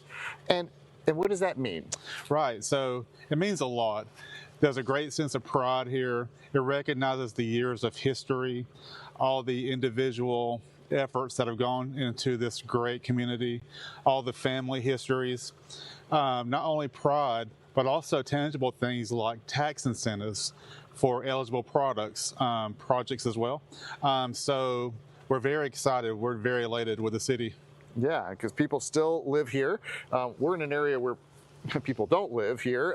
This area is actually, believe it or not, a cemetery. And tell me a little bit about this section. Right, so this is the historic Farmer Street Cemetery, and it was the first place in Coweta County where African Americans were buried. Wow, and you guys have done some research on this, and tell me a little about what you guys have found. Right, here. So, you know, the history is just really amazing. Through the years, we've only discovered one tombstone to identify a grave location. But however, the city hired archaeologists, and with radar, they have determined there were over 400 burial signatures. Wow, and you think many of those, if not most of them, are slaves, huh? Well, for sure, many. Mm-hmm. African Americans were buried here until the late 1800s. Wow, and I mean, this is just one of many sections here. It's hard. We're surrounded by history. It's hard to see it all. Talking about some of the churches, for example, that are here. Right. So this area, the cemeteries, the churches, the schools. We have Zion Hill Church, Noonan Chapel, and we just have tons of resources as well. The parks, the community centers. Yeah, and we have one of the churches here is a church where Martin Luther King Jr.'s brother preached for a little while, huh? Right. Yeah, and also this is a very, forgive the train here, the train, actually part of the history here, it kind of goes through and sort of cut this off a little bit from the main city. But, you know, also just talking about history, the hospitals, medical industry, talking about the Jordans. All right, so Dr. John Henry Jordan, he was a seminal figure here. He was one of the first doctors to treat African Americans in chalk level. He had a hospital, he had an office through his house, but then he built a hospital next door to his house as well. Great, so a lot of prominent local figures here that have really stepped down and touched their feet in this area and in this district, huh? That's correct. Absolutely, and you know, now we have this designation. Was this hard to get this? Yeah, I would say so. It's taken in total years, a lot of effort, a lot of citizen volunteers, a lot of interviews, city council support. So we're glad to see it all come together with this successful nomination. Yeah, what do the citizens say? What's the reaction you get from them? It's been nothing but positive. Yeah, wonderful. Well, I mean, thanks for joining us here again. I mean, this is a lovely district. You can, of course, you know, come visit. You know, many of the homes still retain their historic character. They even have a museum here by the you know, small little museum here by the cemetery here on Farmer Street. Just an amazing little nook of history here in Newnan. Chris, this has been wonderful. I really appreciate the history lesson, and you know, I think it's wonderful as well that this area is going to get some renovation and really make sure that the people who have lived there and have been buried there are going to get some recognition.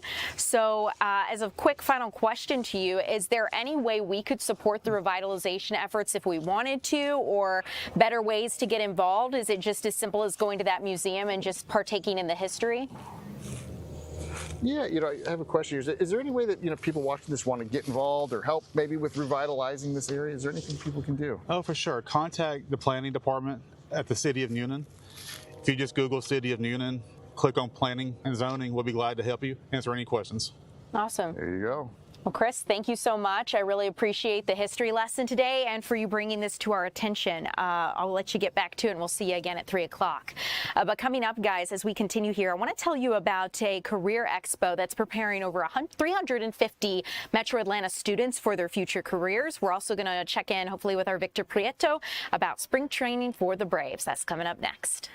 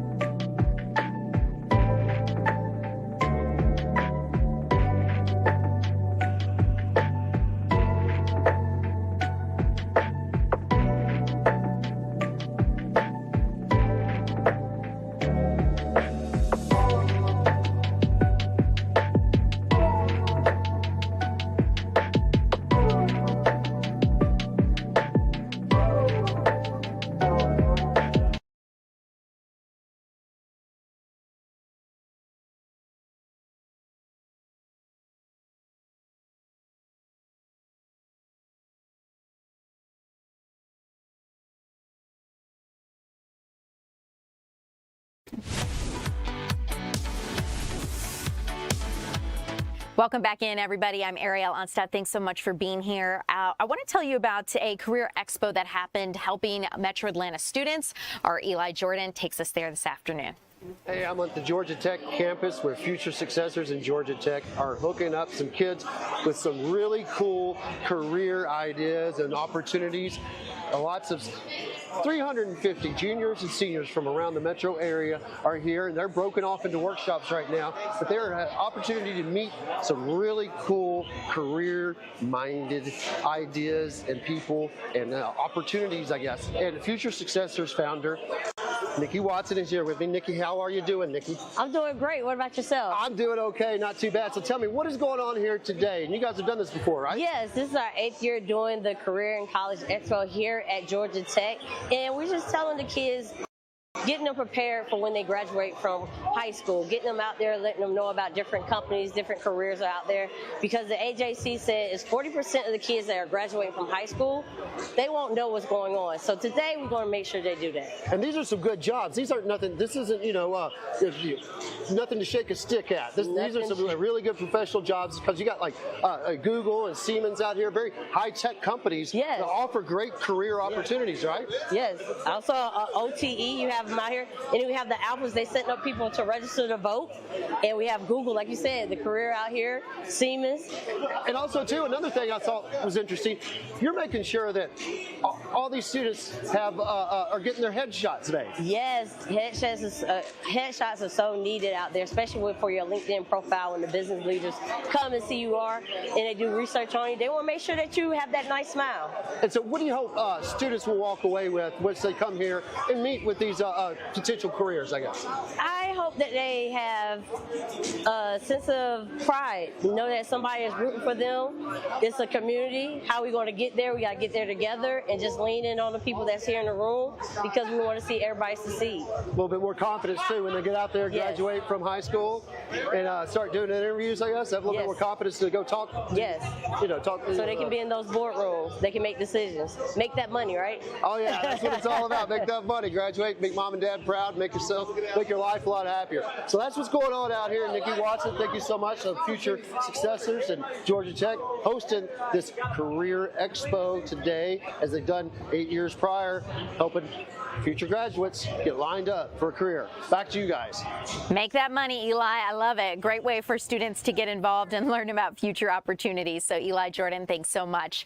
Guys, I want to move here internationally and let you know what's happening as a result of President Trump's and Israeli Prime Minister Benjamin Netanyahu's meeting yesterday, because at this point, the Israeli Prime Minister is really pushing President Trump to do more as it relates to Iran. He wants to expand negotiations with Iran. And of course, as they had a meeting yesterday, we know that Iran marked its 47th anniversary of the 1979 Islamic Revolution. The regime is facing increased pressure from Washington, D.C. And the sit-down with Israeli Prime Minister Benjamin Netanyahu and President Trump was really fast-tracked so the leaders could discuss the United States negotiations with Iran. Netanyahu wants the United States to expand talks, saying any deal must also end Iranian support for proxy militias in the region like Hamas, Hezbollah. But Iran says it's only interested in talking about its nuclear program. President Trump has been considering sending a second aircraft carrier strike group to the Middle East if nuclear negotiations fail. Publicly, top officials are not talking about the United States toppling the regime in Iran. Vice President J.D. Vance had actually said if the Iranian people want to overthrow the regime, that is up to them. But he said the United States is not focused on that, but rather focused on making sure that Iran does not acquire any nuclear weapons. Now, before meeting with the president, Prime Minister Benjamin Netanyahu also signed up as a member of the Board of Peace, which is going to oversee reconstruction in Gaza. So definitely something we're going to continue to keep an eye on as it unfolds. Tom Haynes joining me here to talk about what's coming up at 3. Tom, I'm excited. I know you got Victor on tap at 3 o'clock. We got Victor with spring training down in Florida. And if you think it's a nice day here, wait till you see the weather down in Florida where the Braves are training. Enough to give them plenty of inspiration to burst into the season on a high note, Ariel. Also going to talk to our Tyler Fingert, who's been following a story about the verdict in the trial of a man accused of murdering murdering a Buckhead valet. Tyler's going to join us up here on set with the latest on that story and some good news for homeowners and people out there in the workforce. Our Georgia legislature hard at work trying to figure out how they can give us a break on state income tax, the Income Tax Reduction Act of 2026. Some breaking news just happened with that in the last 30 minutes or so. Deidre Duke standing by live to bring us up to date about that. Plus, we're going to get another check of our weather, see if this spectacular weather is going to continue, Ariel. Awesome. Tom, looking forward to it as always. You guys, thanks so much for being here at 2 o'clock. I'm Ariel Onstadt. Tom's got you covered coming up at 3.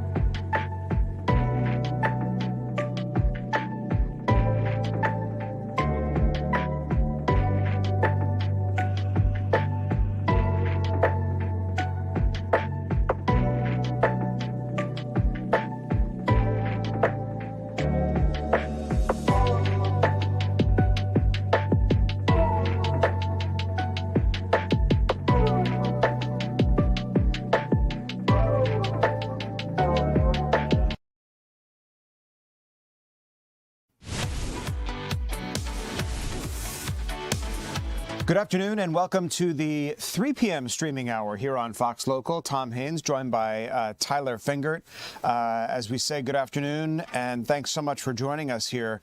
We have a verdict in the trial against a man accused of murdering a Buckhead valet, the crime happening 3 years ago. And our Tyler Fingert here covering this trial for us and the verdict this afternoon. Tyler, bring us up to date on the latest here. Yeah, Tom, good afternoon to you. So the jury took less than 3 hours to reach the verdict that they did this afternoon, and that it was guilty on all charges. They started deliberating at 9 a.m. this morning. You can see the suspect right there. That was Randy King, and then right there, that's the family of Randy King walking out of the courtroom. And I just spoke with the victim's mom, Autumn Ernst. She was telling me that Randy King's family was actually screaming inside the courtroom and upset about the verdict, as you might imagine, because now their son is going to be heading to prison. And so just within the last hour, King was sentenced to life in prison without the possibility of parole. Investigators say Harrison Olvey was working as a valet in Buckhead, as you mentioned, in 2023 when he tried to stop a vehicle break-in on Labor Day weekend. You can see the family right there hugging after learning that he was going to be sentenced without the possibility of parole in life. Again, this all happened back in 2023 outside the Tongue and Groove nightclub. The jury heard from investigators and also saw videos that shows when Olvey confronted King. Investigators said Olvey was shot in the chest and that King acted alone. The defense maintained no gun was visible in any video and that Olvey reported seeing 2 people. King's attorney said his client was there but didn't shoot anyone. During the sentencing hearing, we heard from Autumn Ernst, the Harrison's mom. I cut a portion of what she told the judge. Take a listen. Harrison did not choose violence. He was not looking for trouble. He was trying to do the right thing. For that, he lost his life. Harrison's life should not have ended in a parking lot while protecting somebody else's property. He should have been able to finish his shift, come home safely. Instead, his kindness, courage, and willingness to cost him everything. My son is not just a name or a case file or a statistic. He's a human being. He's my child. He was my firstborn. His little sisters were dead. And what a great big brother he was. He loved and is loved deeply, and his life mattered. Harrison was smart, witty, funny, had an infectious laugh. And what did he debate anyone? I was told him he should be an attorney. He was sincere, caring, trusting, genuine, loving. Over 600 friends and family came to his celebration of life. I should tell you what kind of human being my son was. He never met a stranger, always knew someone wherever he went, because that was Harrison. He must have been a friend for life. Since the day my son was murdered, my life and our family's lives have been permanently altered. Every day is divided into before and after. And again, that was Autumn Ernst speaking just within the last about hour and 20 minutes. She was the first person to speak during that sentencing hearing, which took place about an hour and a half after the verdict was read by the jury and the judge. And so obviously she is very happy. I just spoke to her on the phone a short time ago, probably within the last about 15 minutes. I talked with Autumn. She tells me that she's obviously grateful that this is over and that they got the verdict they were looking for, which is life in prison without the possibility of parole. Yeah. And obviously a trying time for the family, but they're hoping that that with the justice they're getting for their son, that they can now move forward. Obviously, as you might imagine, the family of Randy King were not happy that the verdict was guilty on all charges, but obviously, for the victim's family, this is peace, closure, and justice. Well, obviously, he has to be found guilty beyond a reasonable doubt, and that's what the judge and jury decided in this case. You're right. Nothing can bring back their son, but at least this family has some closure now and some justice. It's just, when you go back and read about this case, it is so heartbreaking that all this person was trying to do was step into a situation where he saw a carjacking going down, and he was, as the mother said, trying to do the right thing. Mm-hmm. Yeah, and so and paying for it with his life. Yeah, and so this is another part of what she said during that sentencing hearing. She said, "No sentence can bring back my son, but can acknowledge the value of his life in this matter." So, obviously, for her, him being behind bars, Randy King being behind bars for life without parole, is obviously, for her, a way to be almost like an eye for an eye, where she's able to have the justice that they're looking for, which was that he was not going to be getting out anytime soon. Well, and the person held responsible for murdering his son will never see the light of day again. Tyler, thanks. Want to move on now, bring you up to date on a couple of other stories making headlines for you here in the 3 p.m. streaming hour on Fox Local. A woman shot and killed Wednesday at the Memorial Bend Shopping Center in DeKalb County. This is a story that we're on top of this afternoon. Investigators believe an argument sparked the gunfire and have ruled out a domestic dispute. The accused shooter is now in custody, we understand. According to the DeKalb County Police Department, 33-year-old Precious Jones was shot and killed in the parking lot of the shopping center. Zanbria Arrington, 23 years old, booked into the DeKalb County Jail on murder charges. Again, a woman shot and killed Wednesday at the Memorial Bend Shopping Center in DeKalb County, a story that we're on top of this afternoon. Meantime, prosecutors have rested their case in the Tara Baker murder trial. Now it is the defense's turn. We're going on day 8 now of this trial for Baker's accused killer, Edric Faust. It's a story that you've shown great interest in on all of our social media channels, as DNA is playing the key role in this case. All right, and whether prosecutors can use DNA evidence. Remember, this is a case that stretches back more than a decade, Tara Baker's murder. And so the defense is arguing, well, wait a second, it's been so long since that DNA evidence was originally collected that it no longer holds the same kind of relevance it does today because it's changed hands so many times. The trial has long centered around that evidence, with the prosecution arguing it shows Faust's guilt. The defense argues chain of custody issues, as I mentioned, where the DNA evidence is concerned, and that police didn't look hard enough at Baker's then-boyfriend, Chris Melton. We heard Melton on the stand just a couple of days ago in what appeared to be emotional testimony. Despite the fact that he has never been charged with a crime in connection to the case, the defense is pinning their hopes that the jury will somehow see him as a distraction in convicting their client. The defense asked for a directive verdict on all but 2 of the charges, but the judge denied that request. I want to take you now to the state capitol, where there is debate underway right now among lawmakers, state senators, debating voting on the Income Tax Reduction Act of 2026.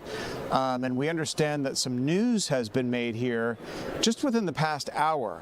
Our Deidre Dukes on top of all things that are happening at the state capitol this afternoon. This would be good news for Georgia workers, Deidre, if somehow lawmakers could find a way that either offset the taxes we're paying or eliminate the state income tax altogether.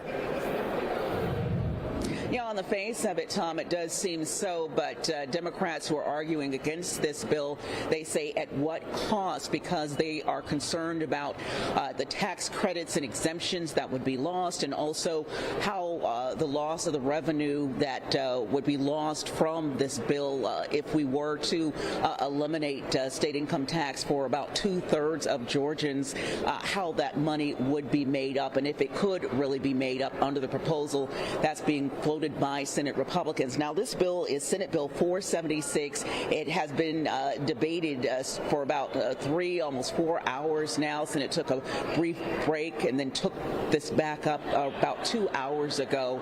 And so right now, Senate Bill 476 would eliminate income tax for about 2/3 of Georgians in the first year. Now, that would be Georgians who are making anywhere from $100,000 or less per year. They would see their state income tax completely eliminated the first year. For those who make more, they would realize about a $5,200 in savings. Now, Republicans say that they would offset the lost revenue rather, by rolling back 29 corporate and COVID area tax credits and exemptions. Here's what one senator who argued on the Senate floor today had to say as far as why this bill should pass today. In a time where we feel that the people are begging for leadership on affordability, Senate Bill 476 addresses this head on. And it presents the members of this body quite the dichotomy. Are we going to vote to allow corporate welfare and corporate subsidies to continue at the expense of families who are trying to pay for gas, groceries, and childcare? Or are we going to comb back those credits by just 10% and eliminate that tax burden on those hardworking families while providing incredible, direct state income tax savings to the other third who don't see their income tax eliminated? Now, Democrats argue on the other side that the numbers don't add up. They warn that this could actually blow a hole in the state budget, lead to tax hikes. They say it could cost jobs. Now, they insist that this is simply election year politics and say the wealthy, not the middle class Georgians, would benefit from the tax cuts. Here's what one Democratic senator said this afternoon. This bill wipes out nearly every tax credit that keeps Georgians' economy running. Affordable housing credits, gutted. Rural hospital credits, gutted. Child care credits, gone. Veterans and law enforcement credits, gone. Port activity credits, gone. Research and innovation credits, gone. And support for rural hospitals at a time where we're in a healthcare crisis. Support for rural hospitals and doctors, gone. For 23 years, we've watched policies that prioritize the wealthy, while hardworking Georgians continue to fall behind. And so the debate is currently ongoing, Tom. It's Republican majority there in the state Senate, and so we do expect that this bill will pass unless the arguments made by the Democrats weigh heavy on some of the Republicans there. But we do anticipate that this bill will pass today. Still debate going on. No idea how long it will last before a vote is cast. And also there's a second bill, a second income tax bill that is being debated today. So a lot of talk on state income tax today. If this bill were to pass, it then would go on to the House for debate there, and really up in the air as to how it would do in the House, because the House, of course, Republican-led House is floating their property tax bill, and so they're really pushing that. So two, I guess you could say, warring bills at this point. We'll see which bill, if any, or possibly both, make their way through the legislature this session. You know, Deidre, I love getting your perspective on this kind of stuff because you spend so much time there at the state capitol covering all these things. The idea of an elimination or reduction in state income tax has been something that both politicians and lawmakers have been talking about in this state for so long. I mean, let me just, while you were talking, Alaska, Florida, Nevada, South Dakota, Texas, Washington, Wyoming. I mean, none of these states have state income tax. And, you know, I'm just pontificating here for a second, but when you consider all of the convention business that comes into our city, when you consider Mercedes-Benz Stadium bringing in the World Cup and Super Bowls and huge concerts, and they have a massive convention center there. I mean, these states rely on that kind of business to offset their state income tax in the form of taxation of these people that utilize their state for just those things. And you would think that lawmakers here in our state could find a way to take advantage of that kind of business to give a break to people who actually live here. Right. There's a lot that was on the table before this bill made its way to the Senate floor. And right now it does seem that really the tax incentives and the tax exemptions, that the money would be generated from either dialing back or totally eliminating those, whether it be for corporations, you know, like I said, COVID era tax exemptions, things of that nature. That is where right now that pool of money, Republican senators say, can be make up, I guess, for what is lost if they were to move forward with these tax cuts. So that's what they're really focused on right now, as far as how they believe they could make up that money without it creating some other type of burden on Georgians, on taxpayers. Yeah, well, the nuances that you're reporting on this are fascinating. How all of this sausage making, if you will, is happening at the state capitol, and if lawmakers will find an answer to the situation, if there are any in this case, or if this will come up at a higher level, say in the gubernatorial race with these candidates running to fill Brian Kemp's seat. Deidre Dukes, always excellent reporting from the state capitol for us this afternoon. Deidre, thanks. Want to talk about lawmakers getting back to work this week, and they are facing a tough deadline. Funding for much of the Department of Homeland Security is going to run out after Friday, so like one more day they have to get this straightened out. It's possible we could see some sort of short-term deal here, but at the moment it's expected any deal will take more time. Democrats still dug in when it comes to immigration enforcement, and no face masks is among Democratic demands to fund the Department of Homeland Security, which includes ICE. Attorney General Pam Bondi in the hot seat on Capitol Hill yesterday, taking questions from lawmakers as the Justice Department investigates the case involving any victims when it comes to the probe involving convicted sex offender Jeffrey Epstein. A heated showdown unfolding on Capitol Hill yesterday. A war of words, really, between Bondi, who held her ground, and lawmakers who held theirs, as the Attorney General fielded nonstop questions about the government's handling of the Jeffrey Epstein investigation. For 5 hours, Bondi sat there taking questions, where lawmakers and Bondi went back and forth. It got downright argumentative at times. Democrats wanted Bondi to apologize to some of Epstein's victims for not indicting indicting anyone tied to Epstein's crimes in her first year as the head of the Justice Department. What responsibility the Biden administration had to do that, since they also were sitting on these records, is something to be talked about here. But Bondi says that those lawmakers are playing politics with this issue. Border Czar Tom Homan was in Minnesota. He's been up there a couple of times now to talk about the immigration escalation up there. Because 2 people have been killed in confrontations with ICE agents.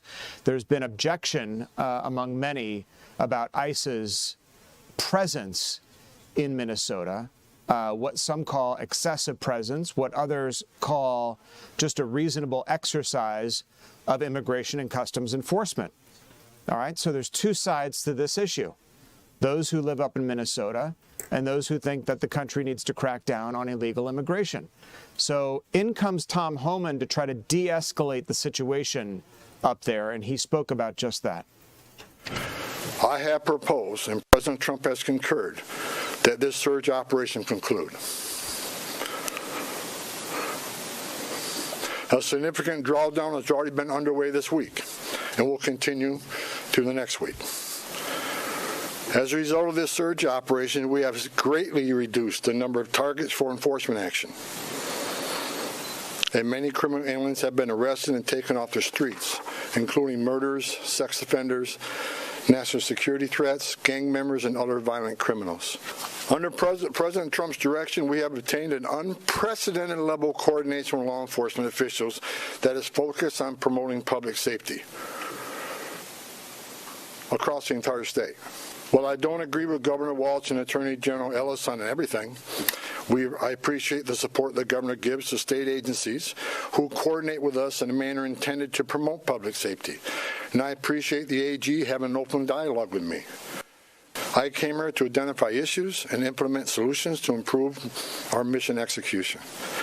Since that time, in order to improve target enforcement operation, I and my team here, we made personnel changes. We integrated BP with the ICE teams. We established a single unified chain of command structure. We strengthened joint intelligence and targeting capabilities. We deployed body cameras. We increased the footprint of internal affairs. We commuted zero tolerance for misconduct. Right. All right, so that's Tom Homan, the border czar, speaking on behalf of the Trump administration up in Minneapolis. The headline there, and perhaps I blew over it a little bit in the lead up to Homan's soundbite there, is that the administration is announcing that they're going to significantly draw down ICE presence in that state. Homan has been in close communication with Minnesota's Governor Tim Walz and the Minneapolis Mayor Jacob Frey to talk about this drawdown, and negotiations have been happening. It's not like Homan just went up there and said, we're leaving. Okay, there has to be some level of cooperation between state and local officials in Minneapolis and the administration. And so obviously some sort of deal has been worked out between the two, which we will be hearing about more in the coming days and weeks. Want to talk about a breach at the IRS of some very critical personal information. Thousands of taxpayers' information, confidential information at that, was improperly shared with the Department of Homeland Security. A court filing by the IRS Chief Risk and Control Officer says the agency mistakenly shared personal information on immigrant taxpayers with the Department of Homeland Security. It was part of an agreement between the two agencies signed last spring. The agreement allowed the IRS to share information on identities requested by Immigration and Customs Enforcement in an effort to deport people in the U.S. illegally. But the IRS said that it only verified 47,000 of the more than 1.2 million names requested. So they're going to be going over that information, the breach, and figure out how to fix that. When we come back, hope you've been enjoying the day out there today. It's been a spectacular close to end of the work week with some sunny and brisk weather outside. Meteorologist Greg Majeski is here, and he's going to tell us how the remainder of the work week and the weekend are going to pan out for us when we continue.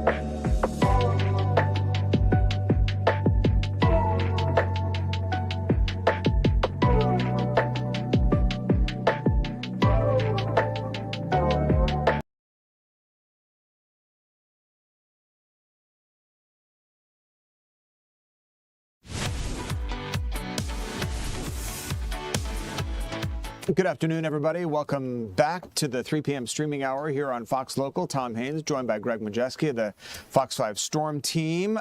Greg, tracking some beautiful weather out there. I didn't want to come back from lunch. I want to feel like we're kind of feeling the first signs of spring outside this week. If you think you're feeling it now, wait till next week. All right. You're going to feel it because I think all the pollen's just going to go. Oh, really? Yeah. So are you breaking news here at 3 o'clock? Yeah. We're already headed into pollen season? Yeah, we're already getting it now. It's actually running almost to close to 200 as of yesterday. So, yeah, we're... All right, so spring is kind of here. It's getting there. It's definitely getting there. But today, the temperatures are, 64 degrees, low humidity, abundant sunshine. What a gorgeous afternoon. But I will tell folks, if you didn't get out today, you got one more day. You got one more day to enjoy this. It's for tomorrow. And then we got to watch the weekend. Of course, we got Valentine's Day on Saturday, which I think the rain's going to hold off for most of that. I think folks going out that night will be looking pretty good. No problems there. Sunday, though, is the find your favorite show and stream it out on Netflix, Amazon, HBO Max, whatever your favorite show is to binge watch. I think Sunday's definitely the day to do it. But really got a lot of high pressure over us here. Very, very nice looking day here all across the southeast for this afternoon. High pressure up to the north. There's going to be a few high clouds around here for tonight, but not a big deal. Looking pretty good. And temperatures this evening will fall to the 50s and 40s, so not too bad. And temperatures overnight won't be quite as bad as they were this morning. Maybe just a few degrees milder, but not by a ton. So the big thing is we're watching what's going to happen for this upcoming weekend. Now, right now, what we're tracking is a few clouds here that are going to blow through tonight. That's pretty easy. No rain with that.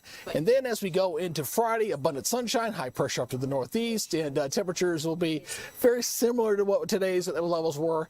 Then we'll watch this storm system come in from the west. It's going to be bringing the clouds, a few showers, a possible Saturday night. I don't think we're going to get a lot of it. I take the umbrella just to be on the safe side if you're going out on a date night there for for Valentine's evening that night for a restaurant, definitely do that. But if you, going into Sunday, which is going to be really wet, and my wife and I are actually doing our Valentine's Day on the 15th because we're going to go see Hart up there in Duluth on Sunday night. So wow, get to watch that. So, but it's looking kind of wet and rainy on Sunday. Some needed rainfall. The drought index just came out today, and it's still not looking good. We're at level 2, 3 drought conditions across most of the state. So we'll take whatever rain we can get. Again, these lows overnight are going to be very similar to what we had here this morning. Just a couple degrees warmer here and there, but 40 in Atlanta, but 29 up in Blairsville, 35 there in Rome. And as far as tomorrow's highs, looks very similar to today's. Maybe a degree or two cooler, maybe, but generally it's the same. Upper 50s up the mountains, low 60s everywhere else. And if I get you to punch up that 7-day for me over there, get that 7-day. Here we go. As we got, again, that rain chance will be late, okay? It's really Saturday night, Sunday morning type late. And then high rain chance there on Sunday. We clear out, we get sunshine back in here on President's Day, and of course Mardi Gras on Tuesday right behind it. So, and then we got look at that time, we got lower 70s for Wednesday and Thursday next week, overnight lows on the 50s. So all I gotta say is groundhog was wrong. We got an early spring, I gotta say. Remember, he predicted 6 more weeks of winter. Didn't Beauregard? Nope, he had 6 more weeks of winter too. They both did, yeah. Which, to be honest, to be fair to the rodents, it was sunny skies, clear and cold at the time that they made that prediction. So. All right, so date night Saturday looking okay. I think date night Saturday's looking okay.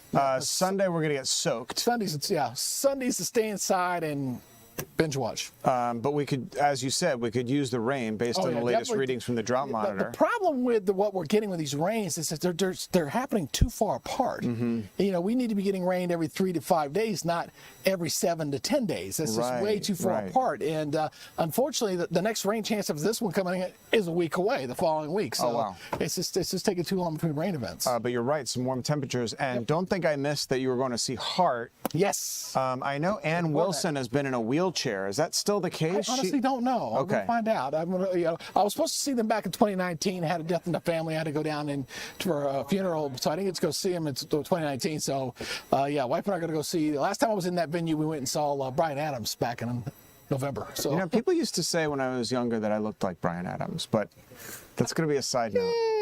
I don't look like Ann Wilson. No, Bryan Adams. No. She was on the Kelly Clarkson show. Yes. Not too long ago. And boy, even at this age, because she's not a spring chicken anymore. They're in her 70s. She can belt it. I know. That's going to be fun. It's amazing when I think of these rockers. I mean, like Paul McCartney and the Eagles and these folks that are He's in concert too, right? Yeah, he's in concert. He was just in Atlanta just recently, in last year. Wow. So it's amazing that I think the music's what keep these guys young and keep them going. Yeah. I love the yacht rock themed concert. Well, I'm there with you. We got a couple of them. We're going to go see Sting in May. We saw him with Billy Joel down in Tampa back in 2024. That was a great show, man. Both guys in their 70s. And Lionel Richie and gotta see Lionel Richie. Earth, Wind and Fire. Earth, Wind and Fire are teaming up in concert. Yep, want to see that. That is going to be a show. That'll this be a summer. show. Yep. All right. See that one too. Greg, thanks so much. Want to bring you up to date on the investigation into the disappearance, on a more serious note, of Nancy Guthrie. That is Savannah Guthrie's mother, the anchor of the NBC Today show. It is now entering its 12th day, a torturous situation for this family as investigators continue to comb through the terrain around her home. We saw that creepy video of who police called a suspect approaching the door of Nancy Guthrie's home. The individual dressed from head to toe in disguise, including gloves. There was a report of a glove found about 1.5 miles away from her home, but there is that video. The stuff nightmares are made of, right? When you look at it, just the eerie lighting and the mask and like the glowing eyes. I mean, it was hard to look at.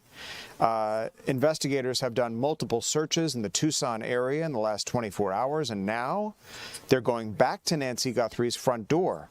They put up that white tent that you might have seen a second ago in front of Nancy Guthrie's front door this morning before walking out of the house with a large black box. So they're still collecting evidence. Overnight, detectives also conducted another search right by the house on the same road investigators found that black glove yesterday. A lot of people are pointing to the fact that it is a dark street There's not a lot of light there, and it's the perfect place for whomever doesn't belong there to wander a neighborhood like that. President Trump speaking today from the White House about brand new EPA regulations with the EPA administrator, the president taking to the podium not long ago, just here within the past hour or so. Let's listen to a little bit of what the president had to say. This is a big one if you're into environment. This is about as big as it gets, they tell me, and it's an honor to be here with a terrific person who's worked so hard on this and some other terrific people. Thank you very much. But I'm pleased to be joined today by EPA Administrator Lee Zeldin, who you all know, and to announce the single largest deregulatory action in American history. That's a big statement, in American history, and I think we can add the words by far. Under the process just completed by the EPA, we are officially terminating the so-called endangerment finding, a disastrous Obama-era policy that severely damaged the American auto industry and massively drove up prices for American consumers. Prices went up incredibly for a worse product. This action will eliminate over $1.3 trillion of regulatory costs and help bring car prices tumbling down dramatically. You're going to get a better car. You're going to get a car that starts easier, a car that works better for a lot less money.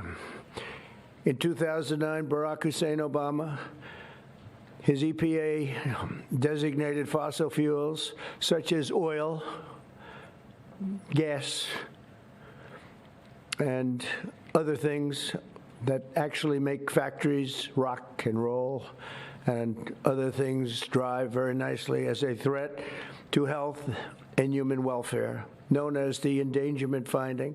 This determination had no basis, in fact, had none whatsoever, and it had no basis in law. On the contrary, over the generations, fossil fuels have saved millions of lives and lifted billions of people out of poverty and all over the world. And you see it with the blackouts all over where they don't use it, where they went to wind, intermittent wind, which is weak and ineffective and very, very costly, most costly energy there is. And people are dying because there was no air conditioning or there was no heating. All right, President Trump speaking from the White House today about the rollback of a lot of EPA regulations, a departure from the regulations implemented by prior administrations. The president wants to free up industry, which some would argue is constrained by these regulations. And so the president and the EPA administrator there coming out and announcing that rollback. Good news to a lot of companies, as I said, who feel constricted in having to navigate a lot of those regulations. When we come back, we're going to get a walkthrough of a place called the Chalk Level District. All right, it's a historical site now, and it's fascinating. As we celebrate Black History Month, you're going to be fascinated by what this area actually was and what it signifies. You can go and visit it when we come back.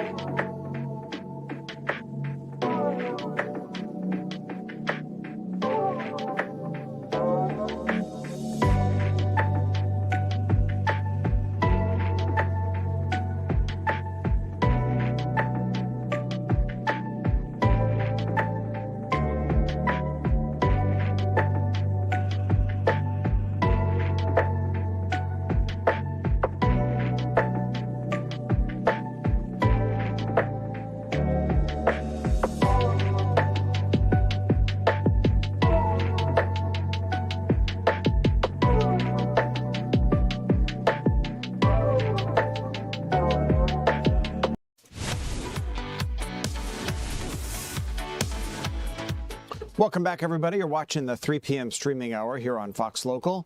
I'm your host, Tom Haynes, walking you through some of the biggest headlines making news today and some of the more interesting stories around our community today. Appreciate you streaming with us on our Fox Local app, whether you're on your mobile device, watching on your home TV, our Fox 5 Atlanta YouTube channel, on the radio 107.9 HD2 FM, or I'm seeing a lot of you on TikTok this afternoon. Voicing your opinion on a lot of the stories we are doing today, and we certainly welcome and appreciate that as well. Today we're getting a walkthrough of sorts of what is called the chalk level district. What is that, you're wondering? The district began in the late 19th century as an area in Noonan where African Americans were able to build homes and establish facilities during segregation. And as we reach the midway point of Black History Month, our Chris Rosenthal takes us there. Well, hey guys, I'm in the chalk level district here in Noonan. This is a historically significant area, historically significant district in African American history, spanning generations. In fact, this area that I'm in right now is actually a cemetery where they believe, with the ground penetrating radar, there's about 400 bodies here. Many of them they believe to be slaves. So just an incredible, deep, rich amount of history here. Back in October, this district was actually named on the Georgia Registry of Historic Places, which is a very important distinction. But now there's a new update to that. And I spoke a little earlier today with Chris Cole with the City of Noonan. What's the latest update here? Yeah, so we got some good news recently. As of January 29th, chalk level is now part of the National Register of Historic Places. So you've gone from state to now national. That's correct. Register. So really significant. We're going to talk a little bit about the significance. I mean, this right here is kind of where it all starts. Tell me about this. Right. So this is the earliest building that we've had built in chalk level, built in 1877. The Noonan Chapel United Methodist Church. And as you can see, the architecture is just stunning. In our period of significance, we started at 1877 when this church was built and went through 1970 when segregation ended in schools here in Noonan. Wow, and we'll walk over here too. I mean, this is what's unique here is this is not just, we think of these historic registries as being a building, but this is an entire neighborhood here. It is. We're kind of at the edge of chalk level here, but as you can see as you pan that way, tons of historic resources, homes, churches, old school sites, parks, cemeteries. All this comprises chalk level, and we're just proud that the efforts of all the citizens through the years who have lived here, who have played here, who have worked here, are taking hold as far as the National Register nomination. We're very proud of this. And this had to be a very self-sufficient area. That's correct. Following slavery, and it had some of significance in the medical field. I'm talking about that. Oh, sure. Dr. Henry Jordan was a pioneer. He lived here on Pinson Street, right down the road from where we are. Not only did he have an office, he had a hospital next to his home. Very famous doctor in this area. Nurses were here in chalk level in the 1800s, helping people, midwives. The medical history and tradition here in chalk level is very important to our application. And of course, the reviewers agreed as well. Yeah, and one of the other significant areas, and it's so big, I wish I could walk it all here, but on the other side there is a cemetery. That's correct. And you've had some new discoveries there, huh? Yeah, so we have the Farmer Street Cemetery. It's not congruent with or adjacent to this district, but we brought it in as an extraterritorial addition because of the importance of the site to African Americans through the years. There is one tombstone that has been discovered there, but we do know many burials happened there with ground penetrating radar studies we have done. Over 400, we believe, burial sites. So we're now working to preserve the cemetery going forward. There's so many historical sites here. Just another one is the Mount Vernon Church, where Martin Luther King Jr.'s brother was a preacher at for some period of time. Many people still call this area home. About 500 or so homes here, and some of these people, their lineage dates back generations, really continuing on that legacy of a self-sufficient community here. You may remember in 2021, this area was actually hit by a tornado and received about $4 million or so in funding to rebuild.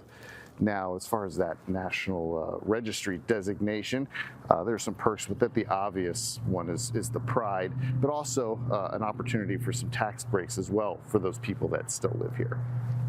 Back to you.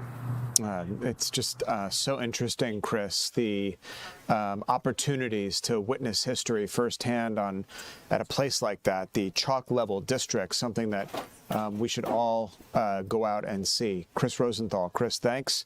When we come back, an amazing career expo that you need to know about happening at Georgia Tech, and we're going to head down to Florida to check out the latest on spring training in our Atlanta Braves.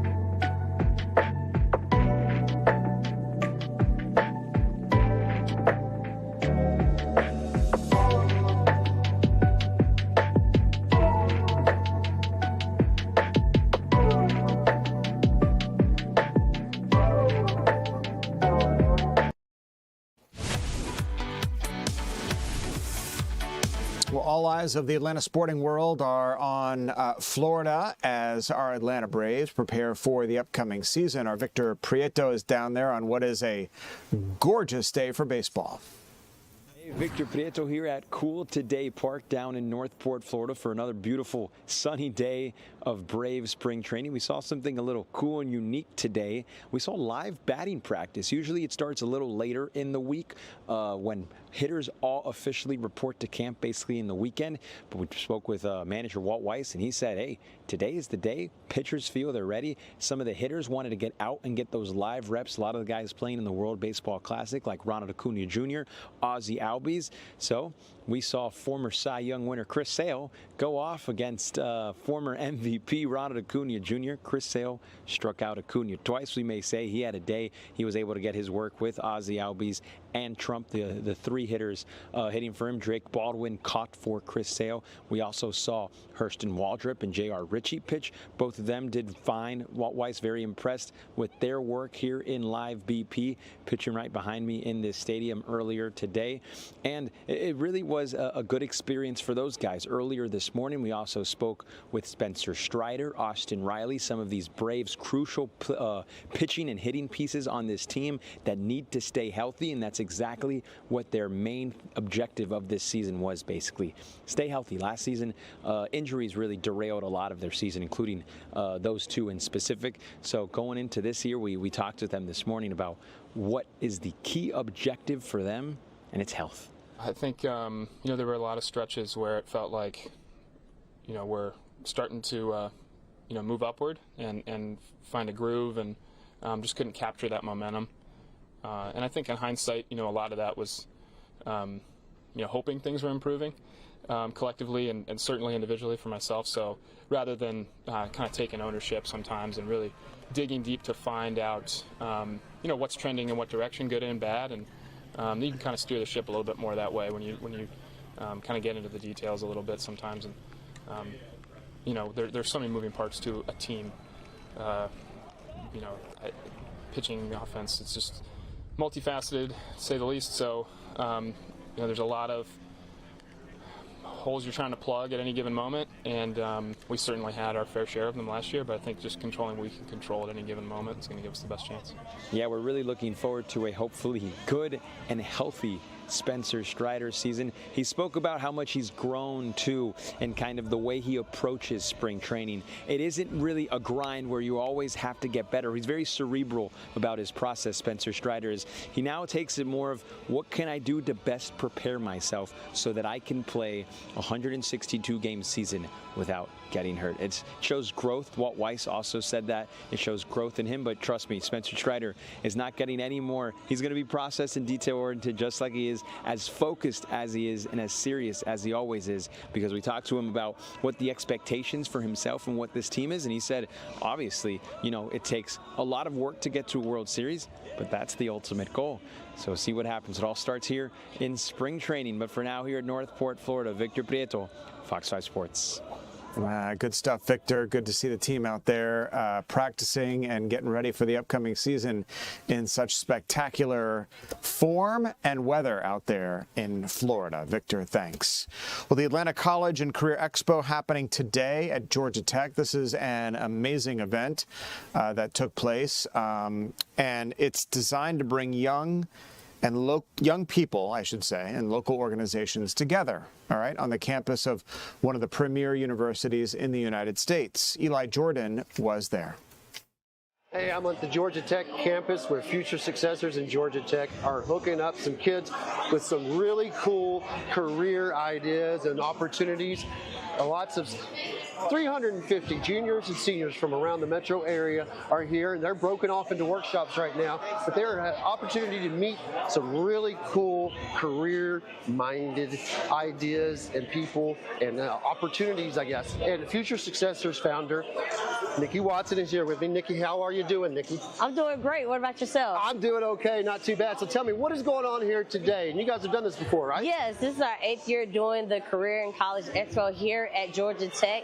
And we're just telling the kids, getting them prepared for when they graduate from high school, getting them out there, letting them know about different companies, different careers are out there. Because the AJC said it's 40% of the kids that are graduating from high school, they won't know what's going on. So today we're going to make sure they do that. And these are some good jobs. These aren't nothing, this isn't, nothing to shake a stick at. These are some really good professional jobs, because you got like Google and Siemens out here, very high-tech companies that offer great career opportunities, right? Yes. Also, OTE, you have them out here. And then we have the Alphas, they setting up people to register to vote. And we have Google, like you said, the career out here, Siemens. And also, too, another thing I thought was interesting, you're making sure that all these students are getting their headshots made. Yes, headshots are so needed out there, especially for your LinkedIn profile when the business leaders come and see you are, and they do research on you. They want to make sure that you have that nice smile. And so what do you hope students will walk away with once they come here and meet with these potential careers, I guess?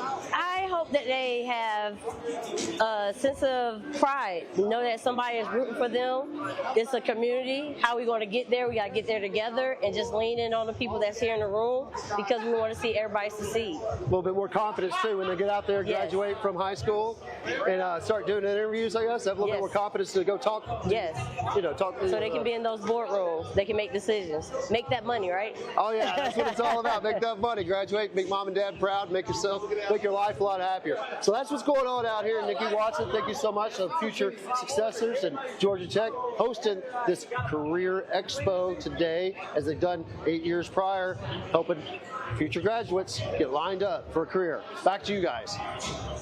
Amazing opportunity, Eli, not only for young people to be exposed to opportunities in such a high-profile environment like Georgia Tech, but to sort of also give them a taste of college life.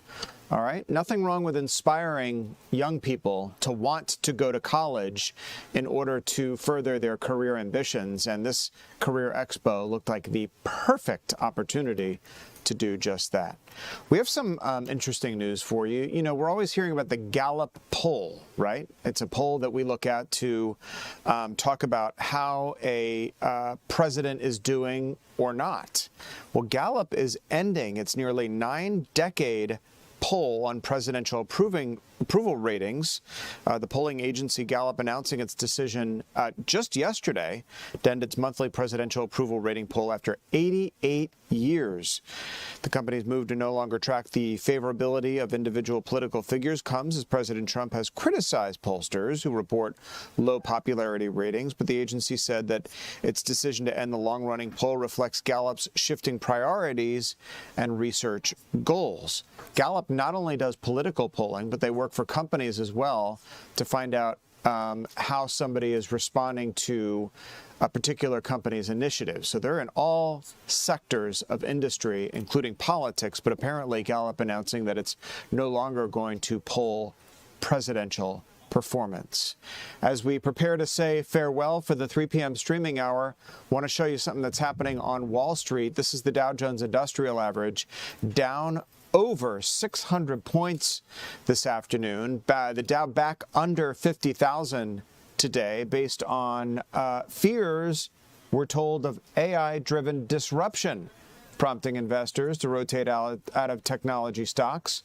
Investors also looking ahead to Friday's inflation reading for clues on rate cut bets, which were already dampened by the strong January jobs report. So not a good day on Wall Street, which will end the day here in about 3.5 minutes. The Dow Jones Industrial is again down almost 700 points today. We have 1 day left in the trading session, so we'll see if stocks can rebound and make up some of those earnings tomorrow. I want to thank you for joining us here for the 3 p.m. streaming hour on Fox Local. I'm Tom Haines with you live in the Fox 5 Atlanta newsroom. The news continues right here, right now.